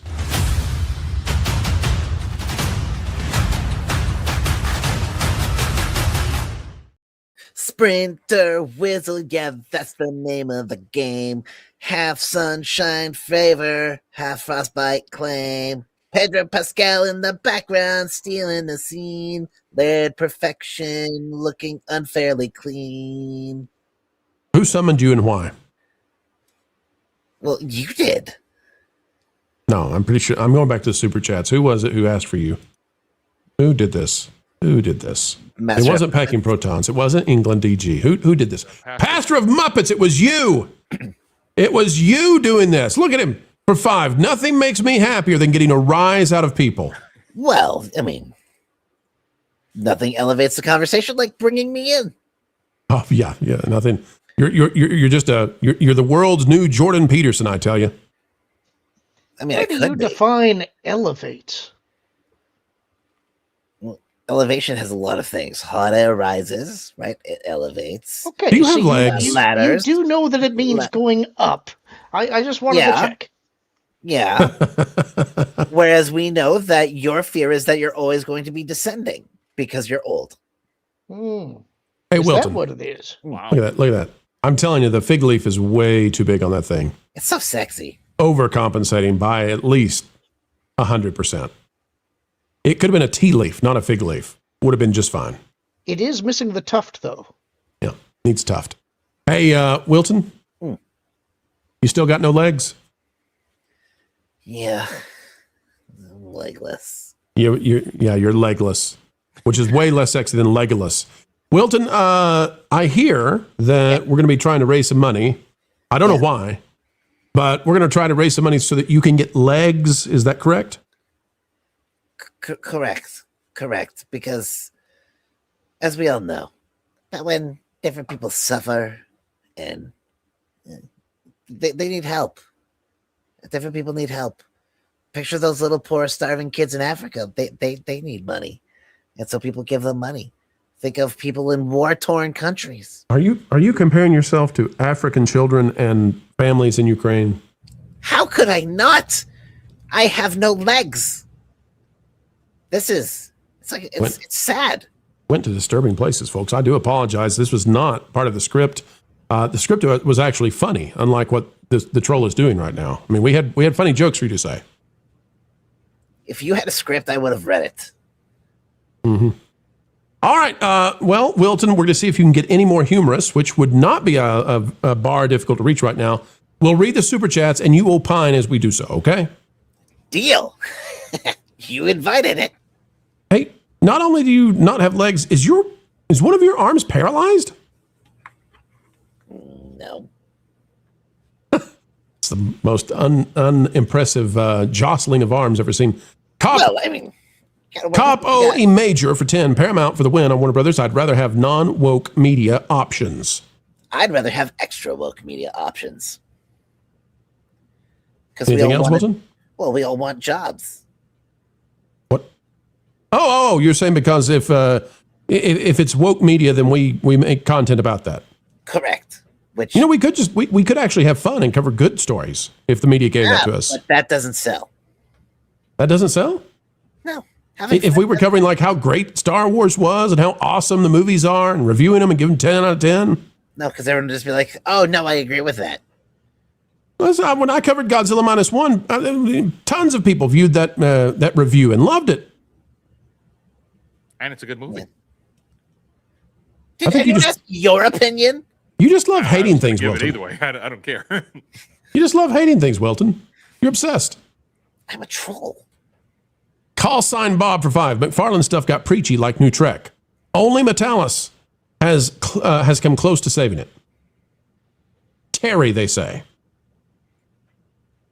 Spade E Productions for 5. Curious for a while. Do you guys know how they calculate box office income for the monthly pass members? You know what? I don't know the answer to that. I remember this came up many years ago. They would probably count each visit to the theater as a ticket sale, I would guess. It's supposed to be deviated to the films you've seen, but we don't have any proof of that. They haven't talked about it in a long time. It was fine. It's been like 4 or 5 years ago since Valiant Renegade and I discussed this and looked into this, and I don't know. I haven't looked at that since, so I don't have an update, and I can't say for sure that it hasn't changed. The whole landscape of that is different now, but we'll try to figure out something on that one. That's worth looking into. I bet you the numbers are so low it's insignificant anyway. You are such a ray of sunshine, Wilton. You're just joy incarnate. I know. Blah, blah, blah, blah for 10. I had no idea that all it took was this level donation to invoke the winter whistle. Central Florida is freezing again. It must be played. Oh, no. Why? It's time for the winter whistle. The sizzle has frizzled like a slush puppy. It's time for the winter whistle. No Pedro and trailers, where can he be? Hey Disney, you're whacked now. Bring Peepom back now. Mando Avengers, set him free. It's time for the winter whistle. Winter whistle, get him unfreezed. I did do and say horrible, regrettable things. That made you happy? You're dancing to that? Why wouldn't that make you happy? Oh, gosh. People give you money to play it. It should be making you happy. Of course you love a whistle. That should be the song that makes you the most happy. No, I want to play fun stuff, happy stuff, good stuff. But then you wouldn't make the money. People love the happy stuff too. What are you talking about? They love the good stuff. I think I've clearly articulated my point. And they love Korean cheerleaders. Clap it up, light it up, feel that roar. They all look the same. They love it when we make fun of Robot Walt. You know, I was stopped one day when the little boy asked, "Do you draw Mickey Mouse?" No! It can't be. What is it? It can't be. What did you do, Ray? And I had to admit I do not draw anymore. They love it when we play the crab people. The crab people shall finally reign supreme. Crab people, crab people. And they love it when we... Nah, it's too long. And they love it when we make fun of people putting out cheaply made comics as opposed to Rippaverse, which is really, really good stuff. Go buy Rippaverse today. Hello there and hi there from Quick Buck Comics. We've been watching as companies like Disney, Warner Brothers, and Universal all universally suck. And then we watched as companies like Rippaverse and Big Man Comics came in to save the day. That's when we realized we could make crappy comics and do it the cheap way, by not doing the hard work that Rippaverse and Big Man Comics were doing. We've got characters like John Maynor, William Thompson, and Staccato DDS. Why? Because we stole them from the WDW Pro audience. Because making characters is hard. And by the end of every comic, you get to draw your own panels. Why? Because art is hard. But please, folks, when you're done, make sure to buy our coffee that's made by someone else with our label slapped on it. Why? You guessed it. Making coffee is hard. That whole clip was just so I could get to the coffee joke. Yeah. Right. Coffee's hard. Yeah. Which, if I'm still voting that if we make our own like coffee brand, we need to have the troll blend, and that's decaf. Pro Coffee Pro is going to come out. Well, the troll brand would actually just be tea. How does Wilton feel about matcha? It's a good question. It's a good dance. Tastes like grass. Hey, Wilton, can you do a Whizzle remake real quick? has been on the screen. I put this here a long time so you would have a chance in your little troll brain to come up with something. I literally invented one as I came in. So you're not going to do another one? That's all I need to know. That's all I need to know. You're not going to do another one. Okay. I literally did it, so I figured that's all good. Put the music to it and then remake it. That's okay. Packet Proton for 5. We don't have to do what the people ask. Adapt the DS9 relaunch books. Not bad. Have Q reset the whole thing. Wait a minute. This isn't how it's supposed to be. There you go. Packy Protons with a roadmap. England DG for 10. My wife is Viet. Her grandpa was ended by the VC and land stolen. Then out in a fishing boat in the Pacific until being saved by the U.S. Navy. I grew up and saw East Germany. These people make us sick. Talking about those who do not think that the atrocities of the last century are sufficient to put away the bad ideas of communism and socialism. Thank you, England DG, and happy that your in-laws and you as well have persevered through what is a very destructive system out there that gives all the power to the state, and it tends to be that the worst people that you would want, the least you would want to have power, tend to be those who are in charge of the state. Lauren's non-AI bald spot for $1.99. Lauren's jealous of Pedro's follicular fortitude. It's probably true. I don't think there's much to be jealous of Pedro for. I don't know. People can actually run their hands through his hair. I like his money. You want that? Well, okay. I guess you got me there. Not a lot of money. You think I want that guy that he was with running his hands through my hair? I don't think so. I don't know, Lauren. I mean, he's I don't know. He's like an Argentinian. Who does he look like? Who do you guys think he looks like? I feel like that's an oversized sweater. Honestly, I feel like he ought to be like on a jar of like spaghetti sauce. Pedro looks uncomfortable here. I'm just going to say it. He looks uncomfortable. Is that like a poncho with like a hoodie with buttons? Denim and an oversized sweater? Pedro has the look of a man who needs to do a bowel movement immediately and sees no possible escape to said bowel movement location. But it's a poncho. Like, that's a poncho sweater. It's also mixed with a look of determination, like I will get to where this bowel movement can be released, but I don't see an option yet. Are we moving beyond the whistle to some other form of evacuation? Mary White for 5. Wilton, do you have something to ask Andy for Mrs. Flu? Oh, sure. Yes, Andy, we need to make a commando culture doll. What? Wait. What kind of commando? Yeah. That's the double entendre. No. We're not. So he's if he a makes commando, an and then he's also, Yeah. You want him to be a nude army man. Or do you want him dressed in fatigues with underwear hanging from the end of his rifle? Perfect. You do that, you're good. I guarantee $1 million hit. Yeah, boxers, tidy whities, or a thong? I think the tidy whities would probably be more apt. The thong, I mean, just not enough fabric to make it worth it. It is fascinating to see how Andy's mind works. Give it a little purple stain. Give it a little purple stain so that we all know he eats way too many purple potatoes. A little purple skid. Wild and Crazy Bear for 2. Wilton, we've kicked your butt in hockey. Yes, you did. And you know who called it before it even happened? This guy. Yeah. I actually made a lot of Canadians very mad on Sunday morning, and it was great. You enjoy the suffering of others. Douglas Nutt for 2. The leaf makes a nice skirt. Talking about your leaf, Wilton. No. Yeah, your action figure leaf. Oh, that right. Mm-hmm. Right. Yes. JJ Gosling for 2. As he has no legs, shouldn't he be Wilton? Waka waka. I get it. Shut up. Tennille the 10th for 5. I think Rice's comments speak to weakness of their position. Why would she sound so bitter if she was sure of success? You'd think she'd be smug.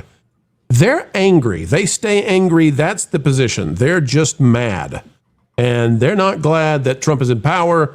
And even if they think they're going to toss him into the bottom of a jail somewhere, they're still angry about all of this. Let's see. Packing Protons for 5. But to use the legs Steve needs money for at least one extra person to use them. Oh, I don't know. We can figure out a system that moves your little legs and you can kick a leg up on the desk, right? Yeah. Yeah, sure. Yeah. 100%. So do you have the legs yet? We need to raise the money for the legs. Well, I know, but do you have parts for the legs yet? Yeah, but we're raising money for them. Well, it's not. I mean, the expensive parts you still got to get, like the toenails. Toenails aren't cheap these days. Well, those are pumpkin teeth. Is there a toenail market? Of course there is. Oh, buddy. Yeah, you've never had like a good Caesar salad until you've had those in your croutons. Ellie Bird for 5. After watching so many hands on his face, I wonder why Star Wars thought it's a good idea to show his face in the Mando movie.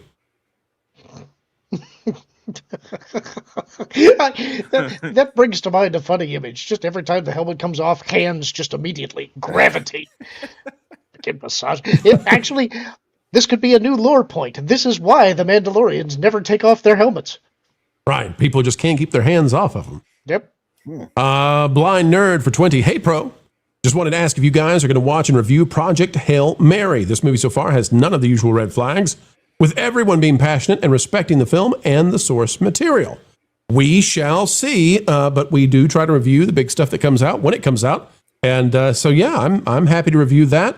I wanted to try to review the movie Goat. We really haven't had anything for about 2 months to review. I thought about reviewing it and decided not to at the last minute. Lauren, go ahead. There's one I want to recommend that I'm excited. It's called Normal. This is a Bob Odenkirk movie. It's similar. It's by the same director and producers, I think, that did John Wick and Nobody. And it's kind of in a similar vein. Check out the trailer, see what you think of it. All right, cool deal. We will check that out. Blind Nerd, thank you for the endorsement of Project Hail Mary. We'll try to get that done for you. And Pro promises that if he feels really good about it, he's going to talk about it for weeks on end. Okay, yeah, all right. At least a month if it does well, right? At least. All right, before we continue on, Wiz, you've got data on those theater subscription payouts that we discussed before. What do you got? Yeah. What have you found out? Well, it seems like it's the same as before. I just wanted to go full transparency. So if you have something like Regal Unlimited or the AMC stubs, 2/3 of your subscription price are given to the movie studios. So it's divided the same way, but then it gets divided again based on if you see more movies. So if you just keep seeing movies, Disney or Warner Brothers, they're getting pennies by the time you've seen all the movies, but there's really not much there. Right, you're diluting it, right? Yeah, it dilutes just every time. How much is AMC stubs? Because I looked at that, as a reviewer, I thought about getting it, and even for me, I was like, this is not worth it. I pay $18 a month. 18 a month? Yeah, it's 18. Okay, well, maybe I need to go back and get AMC stubs then. It might be. Well, oh no, I got Regal. I have Regal. Okay. All right, Regal might be better. Near me. Folks, if you've got AMC stubs, tell us how much it is out there. We'd love to know.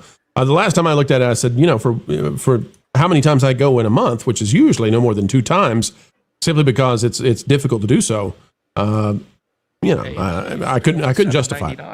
Yeah, it's how much? It's $27.99 for AMC stubs. For AMC stubs. Yeah, that sounds about right. Yeah, that sounds about right. I would not do that.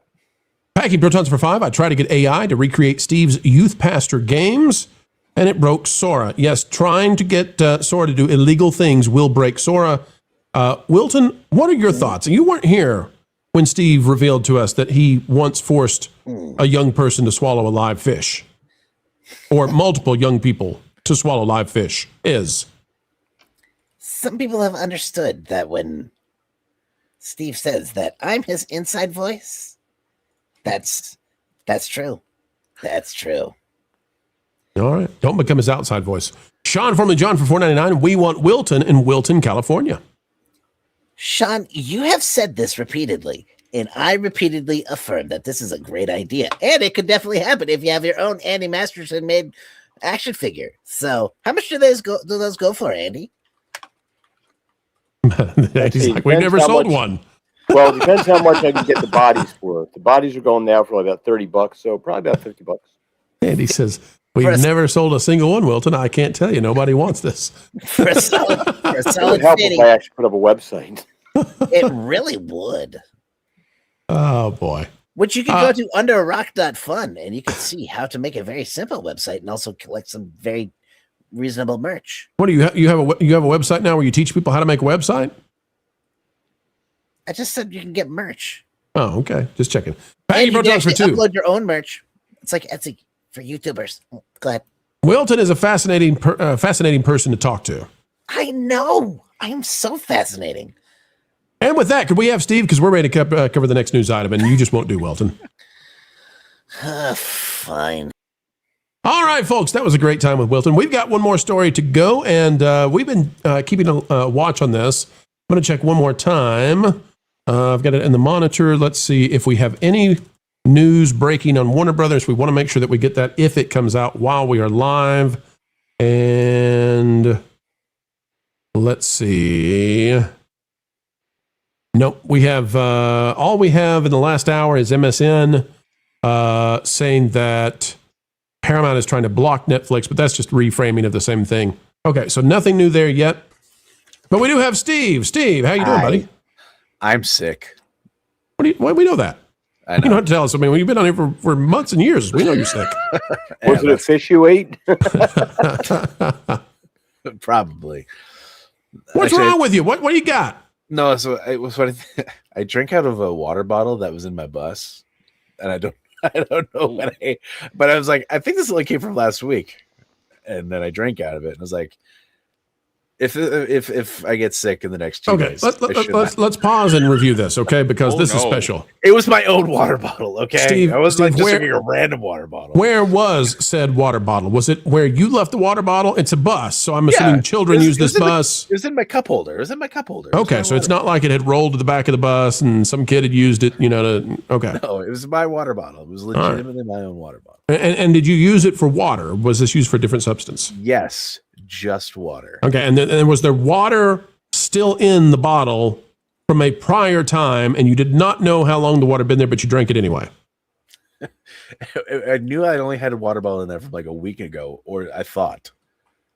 Did it appear to have life in any way? No. Beginning to sprout inside the water bottle? I'm just being honest. Okay, guys. Listen, I live in the real world where I try to be honest and allow people to know that I'm transparent.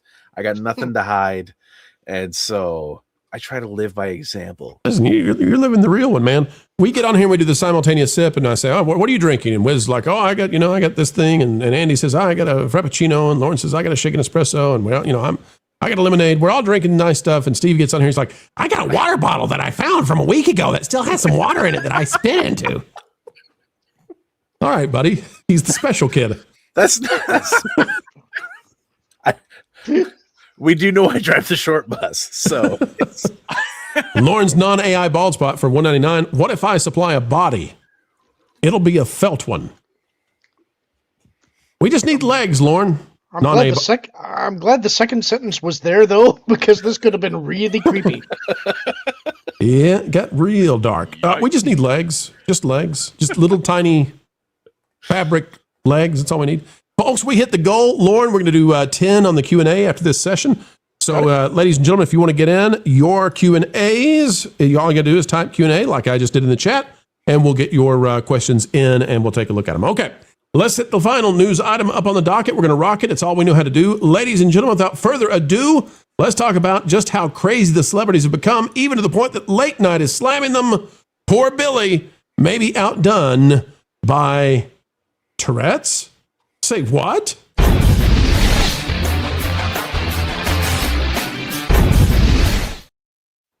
Well, we thought the celebrities had gone crazy. We watched as Sabrina Carpenter stood and celebrated as Billie Eilish claimed she was on stolen land. But ladies and gentlemen, they've gone even beyond with a case of Tourette's that has them all confused about what to do in their virtue signaling.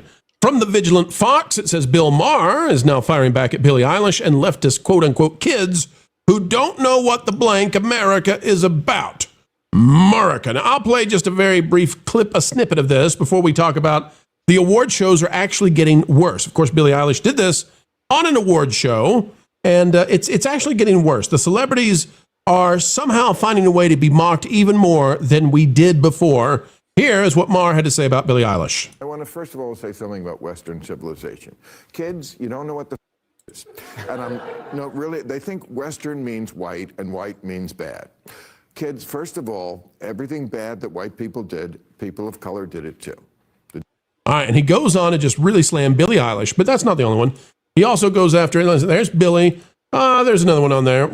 He talks about the other girl. Where's she at? Just Billie? Okay, fine. Just Billie for now. But you thought that award show was bad. You thought Still on Land was bad. You thought them camping out with Billie Eilish's mansion and then offering to evict her and give her property back, her $3 million, $14 million, whatever it is, dollar mansion back to the Ungwa or whatever tribe lives in L.A. and lived in L.A. before. Well, we're going here now. Out of that park place by Marvin Montanaro, man with Tourette's shouts obscenities and racial slurs.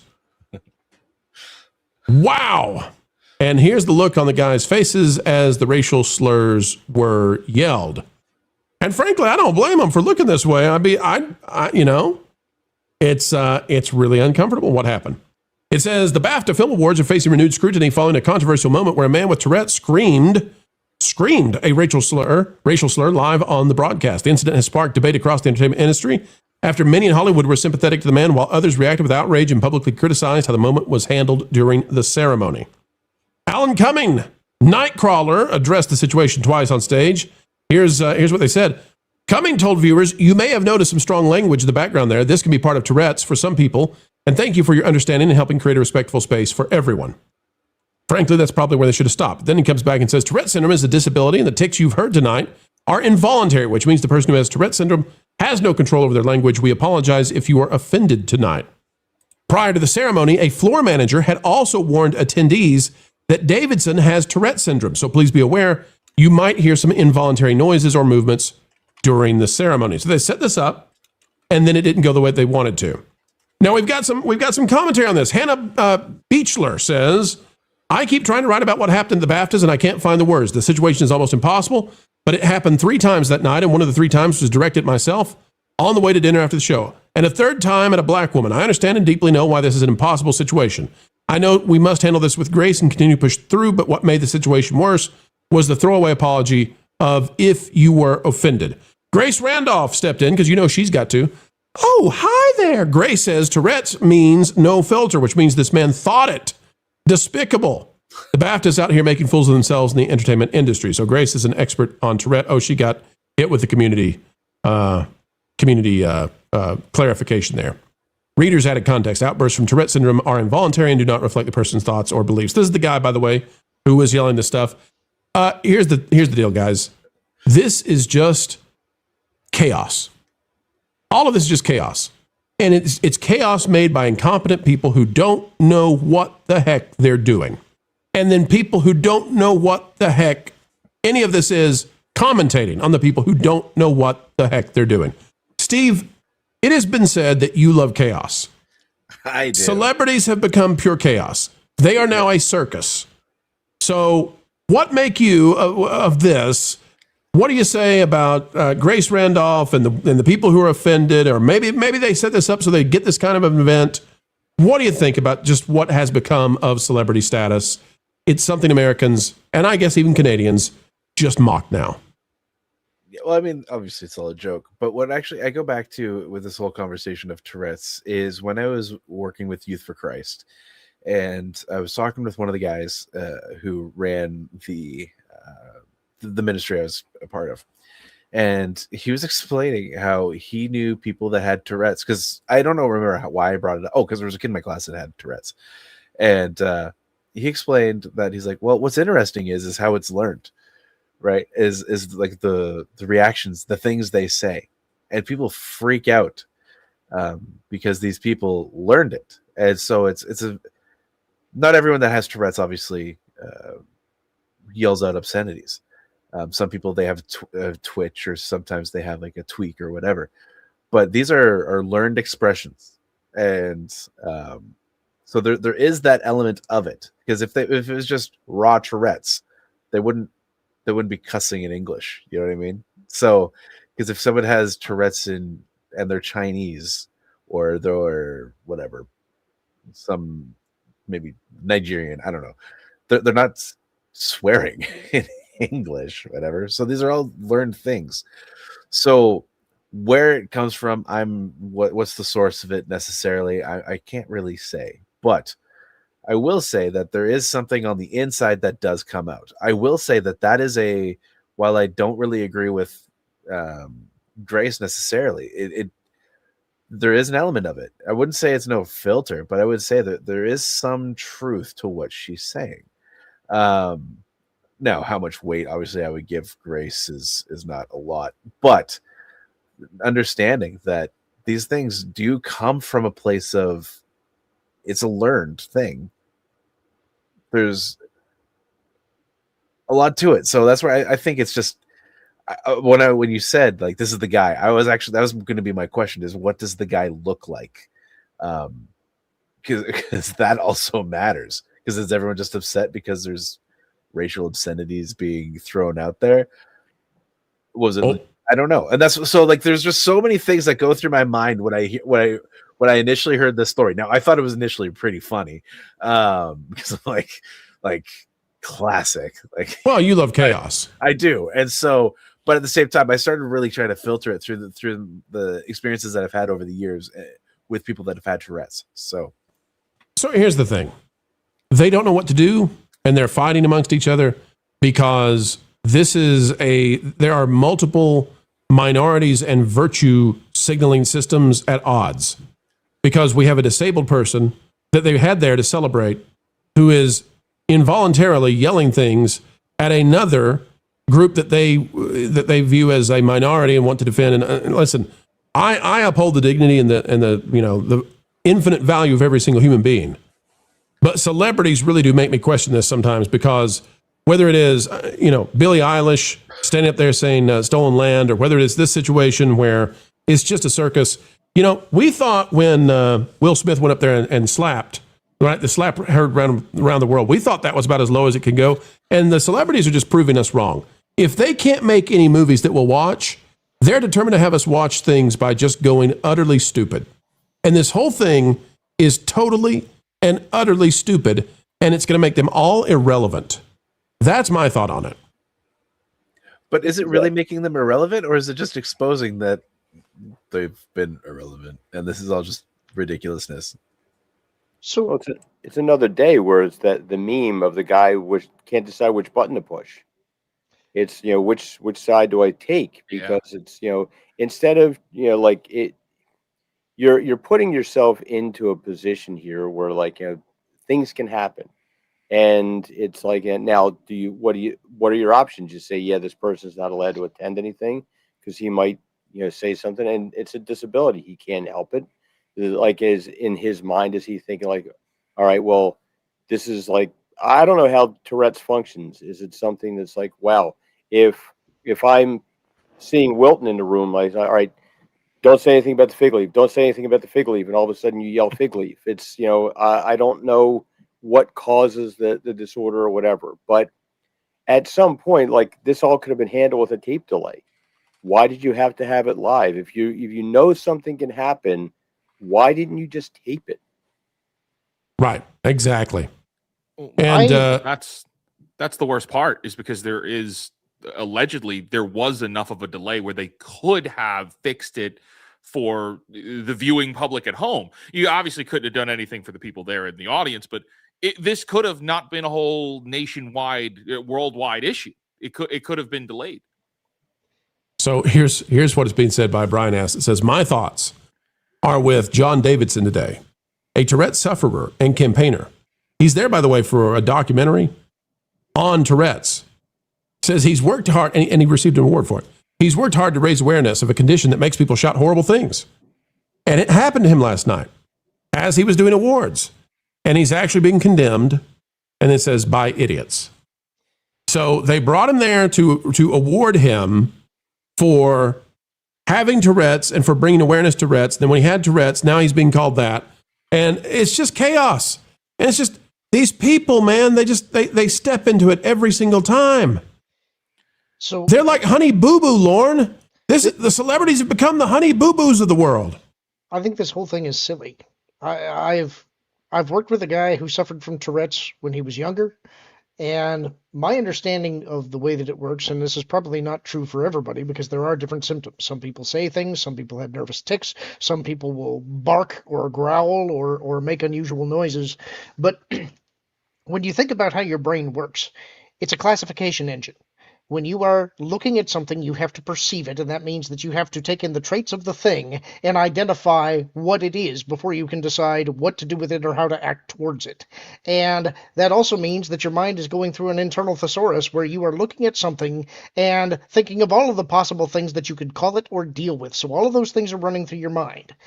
A Tourette's sufferer has got some crossed wiring inside their brain that is not eliminating the filter, but causing the filter to operate abnormally, so that sometimes things will bubble up to the surface and come out.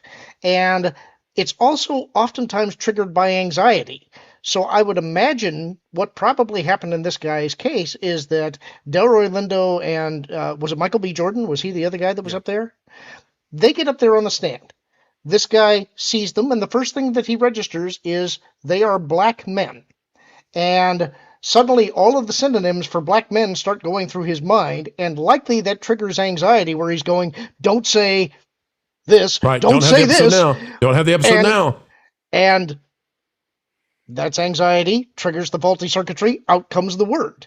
You know, so it's funny in a roundabout way, but it is understandable. That's not saying that what he said was right, correct, or should have been said, but it is, you do have to have a little bit of grace to understand that he's wired not like most people.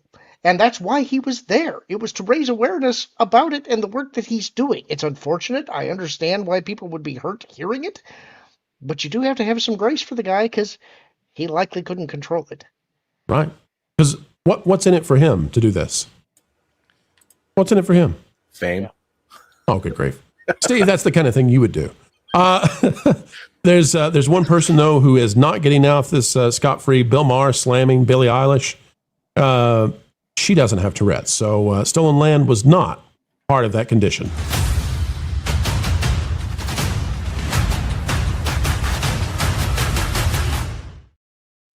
All right, Lauren, do we have all the Q&As, or how many more do we have room for?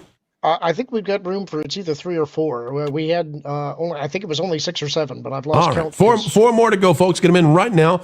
Mailer D, 83 for 2. Steve bottles water from Lake Ontario for science. This is Flint, Michigan. Only sometimes is it bioluminescent. And then we've got Michael Steele, member for 6 months. Anything with celebs is no humans involved. I'm starting to think that, guys, honestly. I mean, celebrity, the award shows, they were supposed to be glitz and glamour, and they take these things seriously. They're like Jerry Springer now. I mean, they are. They're just so stupid. And then we spend weeks with, the other celebrities making fun of them for being stupid. But the celebrities of the time stand up like seals and applaud and go, "Arr, arr, arr, arr, arr." And then we do the Tourette's thing is the next thing. What's next? What? Who knows? Maybe they'll have some sort of orifice discharge on stage, and we'll debate whether or not it was. Who knows? I'm sorry, Wiz. I'm sorry. It's late. My mind. Yeah. We really don't. We don't need that. All right, it's time for the Q&As, ladies and gentlemen. Let's see what you have to say. Thank you for helping us hit the golden eye. Morgan King Warlord, has Pro ever thought of becoming a VTuber like Kirsha? It's possible, but I think with the age of AI, it's more likely I go on camera at some point than become a VTuber. I'm happy for my shoulders to be locked in place and the coffee mug where it is for right now.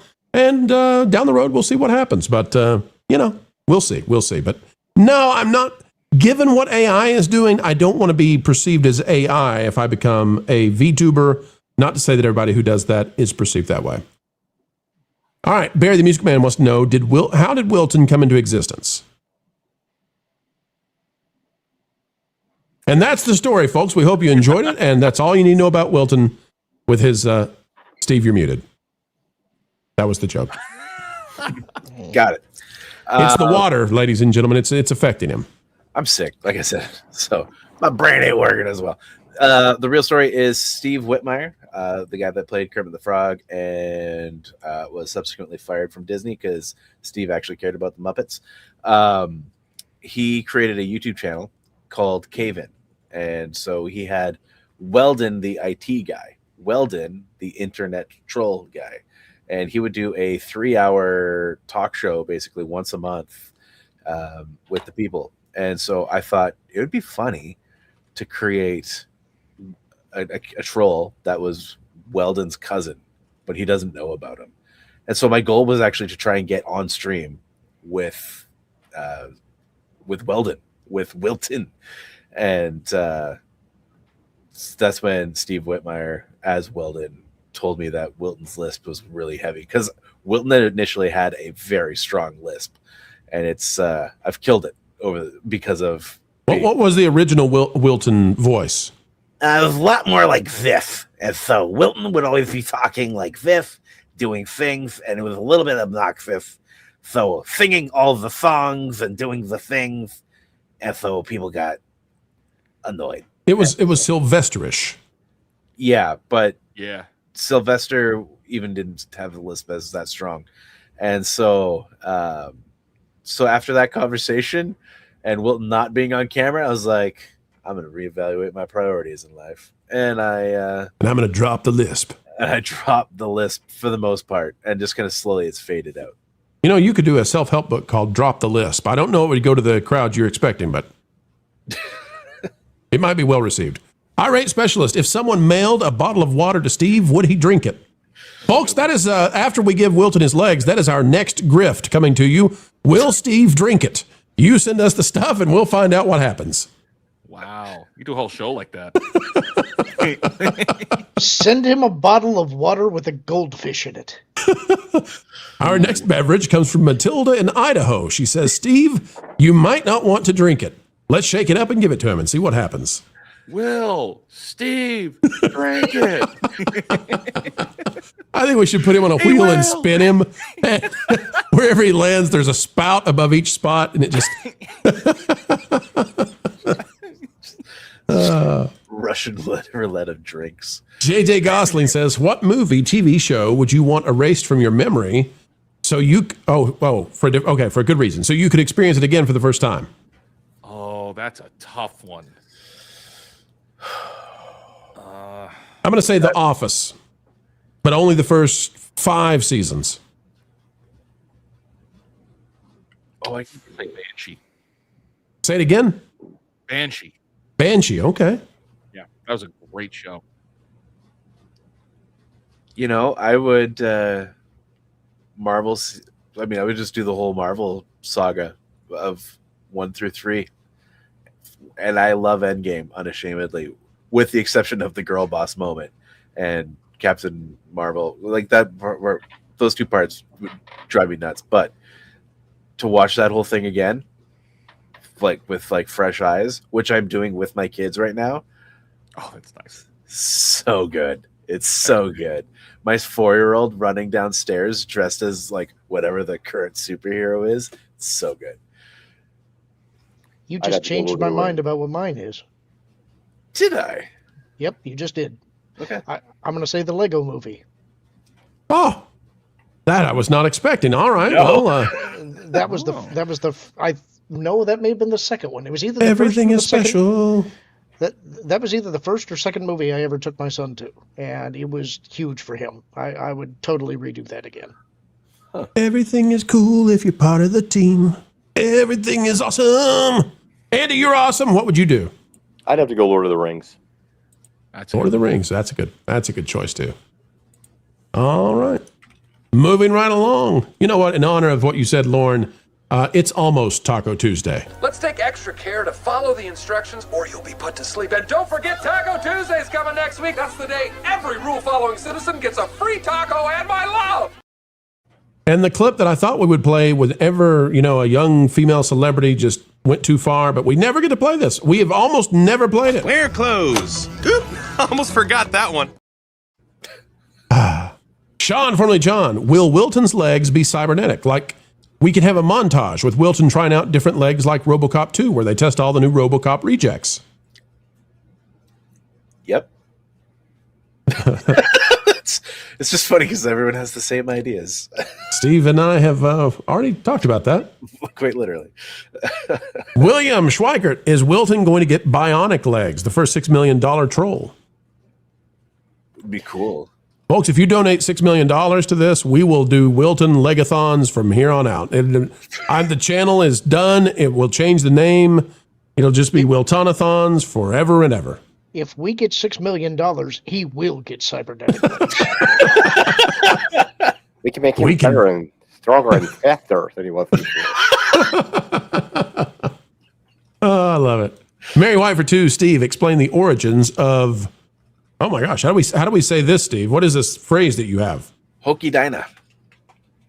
Hokey Dinah. So it's just something I grew up hearing, and then I actually. So instead of saying like "Holy Crow" or whatever, Wait a minute. You're not going to just let that doesn't just get passed over. Did you say "Holy Crow"? Who has ever said "Holy Crow" to you? I've heard that one. That one's not surprising to me. But Hokey Dinah, I've never heard that at all. But actually, so "Holy Crow," I was actually combining "Holy Crap" and "Holy Cow." But that would be crop. What is wrong with your brain? Stop drinking whatever's in the bottle. But then, Steve drank it. He did. Oh no! Spin the wheel. So I actually did look it up. Clip of that. So actually, ironically, this is apparently a Canadian English thing. I actually looked it up, and it specifically comes out of Ontario, which is where most of my family is from. So it's actually starting to be documented in the 2000s. That it actually physically comes up. So somewhere probably around the 80s, people started saying it in Ontario, and people started writing it down. So. We have a can of carbonated persimmon from 1997 sent to us from Singapore. Will he drink it? Sparky says, I don't imbibe. He's tried. It's true, I don't imbibe. Cape Canaveral. How long until the copyright legalities of AI are settled and new creators can actually push ahead with new ideas and releases? And still waiting to hear back from you, bro. Working on it. I am, if you can believe it, Cape Canaveral, I have 200 emails that I have got to unbury from. And so we're working through that. We get a lot of content. And so I do apologize. We're further behind because of tax season, actually. We are more behind than usual on getting back on all of our communication. So working on it. How long until we get the copyright legalities of AI settled? Decades. Yeah, it's going to take a long time. Yeah, because by the time they figure out one thing, it'll be so far beyond that to the next thing.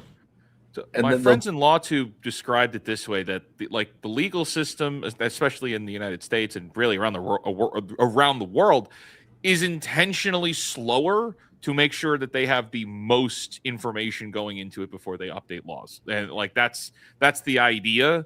Unfortunately, that creates a lot of problems because then they can maximize the amount of the people get screwed at the back end. Yes. Well, the irony is that they'll use AI to do the research to determine if it's legal or not.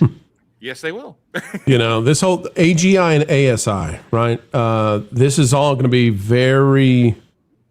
it's hard to even predict the world that we're looking at in the next 20 to 30 years. And it's shorter term than that. But what I'm saying is, there are those who believe in technological singularity, whether you do or not. On the other side of wherever we're heading with all of this, it's going to be a very different world. So, how does the world function with humanoid robots and AI, and you can make anything? And do we get to a place where there's no more scarcity? What does that mean? Is it even a good thing to not have scarcity? Like, if people don't have a purpose, if they don't have a job, do they fill that time up with viciousness instead? It's a very strange place we're in, and the world will never be the same after it. So all kinds of stuff to consider. My theory on that, though, is that basically it will not change until the States comes down with laws, because we see other people with other countries enabling laws regarding AI, but it's not really taking root, those laws. And so until the States really starts to figure out what it wants to do, it ain't going to change anywhere. Well, even if you did in America, China's not going to comply. So, no. But the only reason ByteDance is complying with CDance is because they're trying to keep TikTok profitable in the U.S. But there's going to be companies in China that have no American interest, and they'll allow copyright infringement all day long. Nobody's going to stop them. No, I don't disagree with you, but as that global standard, that's just kind of what I'm meaning. Donovan says, "What's our favorite cartoon?" Is this a character or just a show? I'm going to go with it's a show. Wiz, what's your favorite cartoon? I kind of want to give you a few because there isn't just one. Earth's Mightiest Heroes, the Avengers show, that was awesome. Transformers is up there, and X-Men, the '90s X-Men. Yeah. Top 3. Andy, Looney Tunes. Got to. That's a good one. What? But of the Looney Tunes, what do you like best? Are you Roadrunner guy? Oh, definitely Bugs Bunny, Foghorn Leghorn, Yosemite Sam. They were all. You like the little chicken hawk? You like the little chicken hawk guy? Oh, yeah. Yeah. I'll say, come here, boy. That's a chicken, boy. That's a chicken. Go over there and get him. Talking about that dog. you never seen a chicken before? Go get that chicken over there. And not once did anybody ever. Not once did any kid jump off a cliff with an anvil. So No. Turns out kids know that doesn't work out. Lauren, what's your favorite cartoons? I'm going to give you 3. Okay. He-Man and the Masters of the Universe. Transformers G1, same as Fake Wizard. And The Tick. Oh, The Tick. Oh, that's a good one. Spoon. Spoon. All right, Steve, what do you go with? Because there's already so much agreement. The one that's a little bit more unique, it was Invader Zim. Mm-hmm. You're just giving us one. Everybody else did 3. I mean, if you want to underperform, it's up to you. You are diseased and Canadian. It's another gold medal shot there. The other ones would be like Turtles. I really loved Turtles growing up. Oh yeah, and the Turtles quality drops off significantly though after season 2. I mean, it's really impressively lower. But the toy sales shot up. Season 1, where they had to make it, and do well. It's a solid cartoon. I'm trying to think. Beast Wars. Okay, Beast Wars. Wars. The other one that I All loved. right.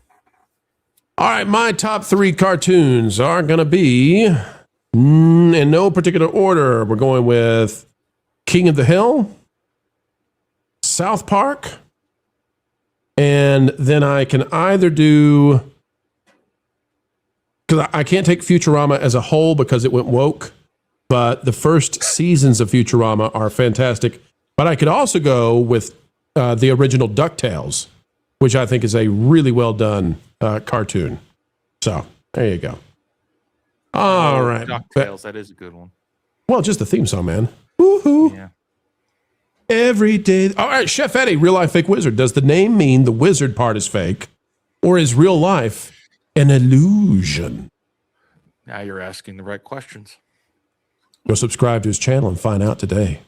That's You see, this is how fake wizards make themselves sound mystical. They just agree with what you say and imply there's a deeper purpose. And just stroke the beard. There's a secret code in all the videos. If you watch every one, you'll know the answer, Chef Eddie. Just look for Every the- single one of them. Look for the capital letters. Retromeister says, with Kristen Bell cast as Amy Rose, will the higher ups make her more likable instead of being annoying or toxic like the games or Sonic X? I think that she's going to be a lovable little character and not be she might be a little clingy, but I don't think they're going to go full, crazy girlfriend mode. No, they're gonna go more girl boss.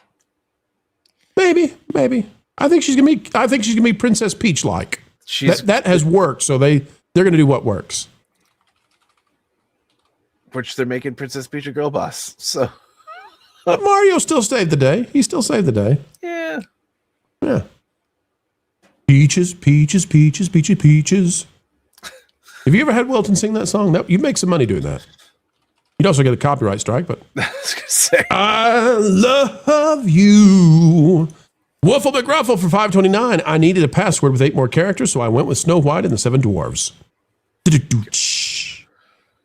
you, Wuffle. And don't forget to stop crime with what's that guy? What's the crime dog's name? You remember from the 90s? What's it? Yeah, what's it? McGruff. Well, yeah, but there's a first name. What's the first name? It's not just McGruff. Is it just McGruff? I thought it was something in front of McGruff. I don't know. Look it up. Hang on. Gotta look it up. Folks, we're stopping the show right now for this. No, it's just McGruff the crime dog. Man, I thought he had a first name. I thought it was something McGruff the crime dog. Folks, if you know, did he have a first name and that's just been memory hold? Is this another one of those Berenstein Bears? I can't. Maybe so. If you think he had a first name, you tell us.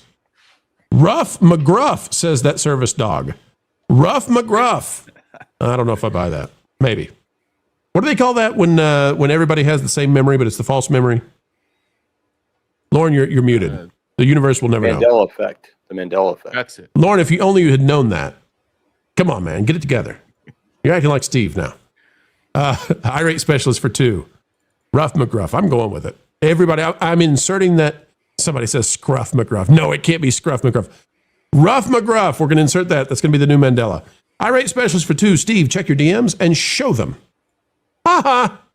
Which I am, but I'm also highly insulted. This is the one person that we should not have show his DMs. There's no telling what's in there about, the Canadian Mounties trying to find out, did you in fact make a child imbibe a living fish? I got the picture here. Oh, Woofle, no, it is not Tuft McGruff. It is there. No, there was no Tuft back then. Will, Steve, drink it. What is in the jar? Ew. What I also want to know is, why do I have like the anatomy of like a fat dwarf? Like, checks out. Steve, we didn't want to say anything. Buddy. You took that role. Didn't want to say They anything. put you on the wheel. And then he literally, as I have it on the screen, went and showed his DMs. I did. Steve, you are a wild man.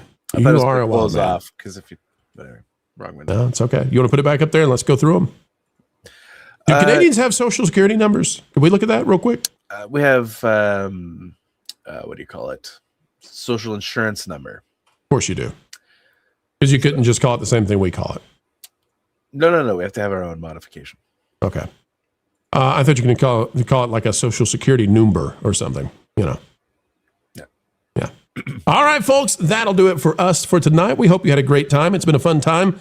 We'll be covering the Paramount Warner Brothers stuff tomorrow as it breaks. We expect that to come out before the market opens, so get ready.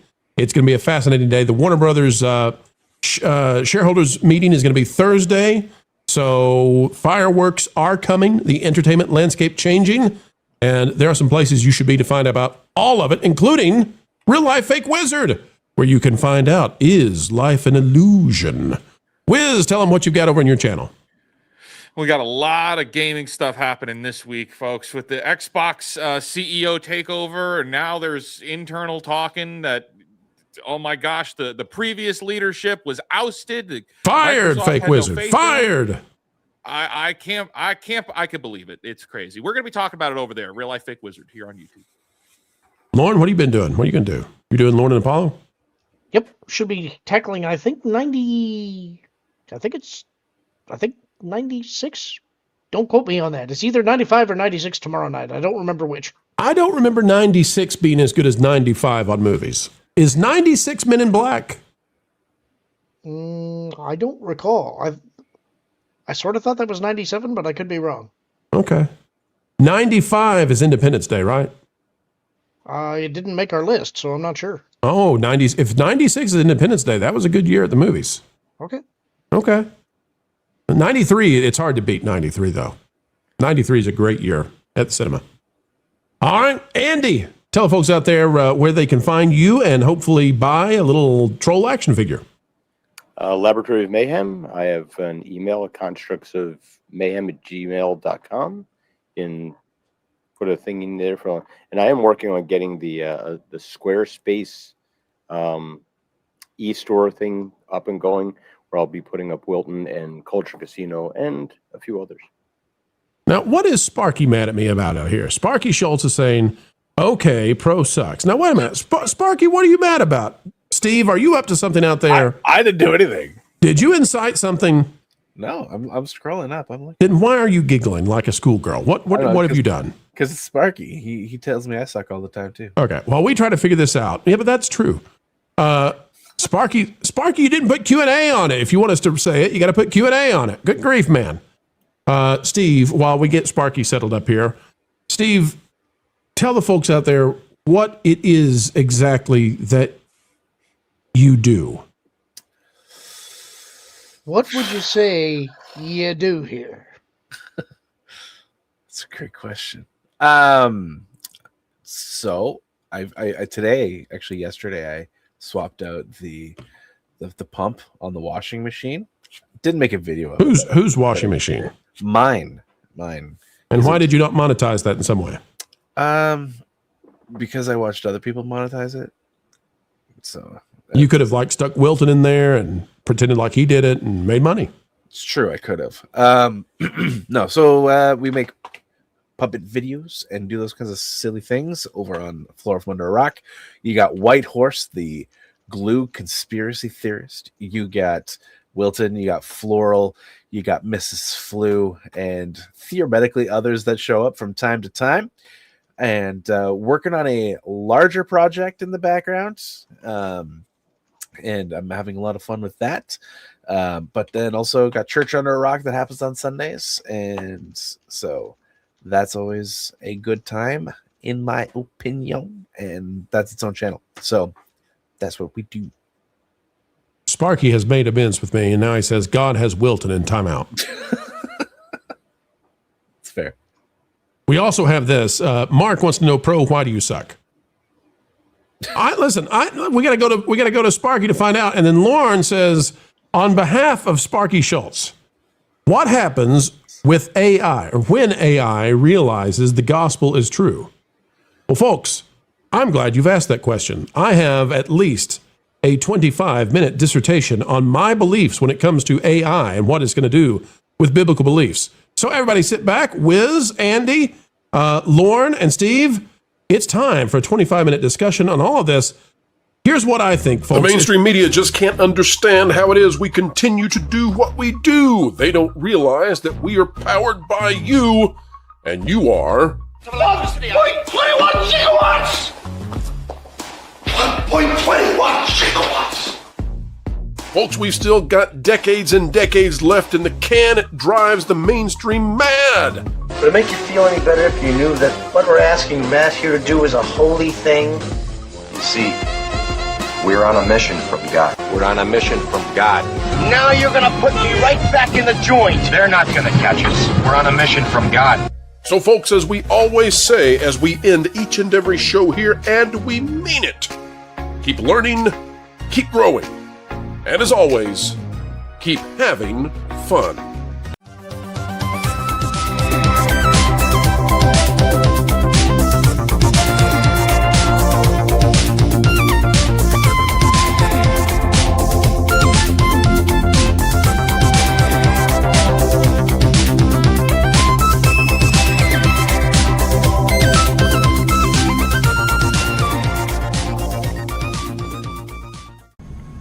Every time they hit him, he stood back up again. So they hit him harder. Still, he got back to his feet.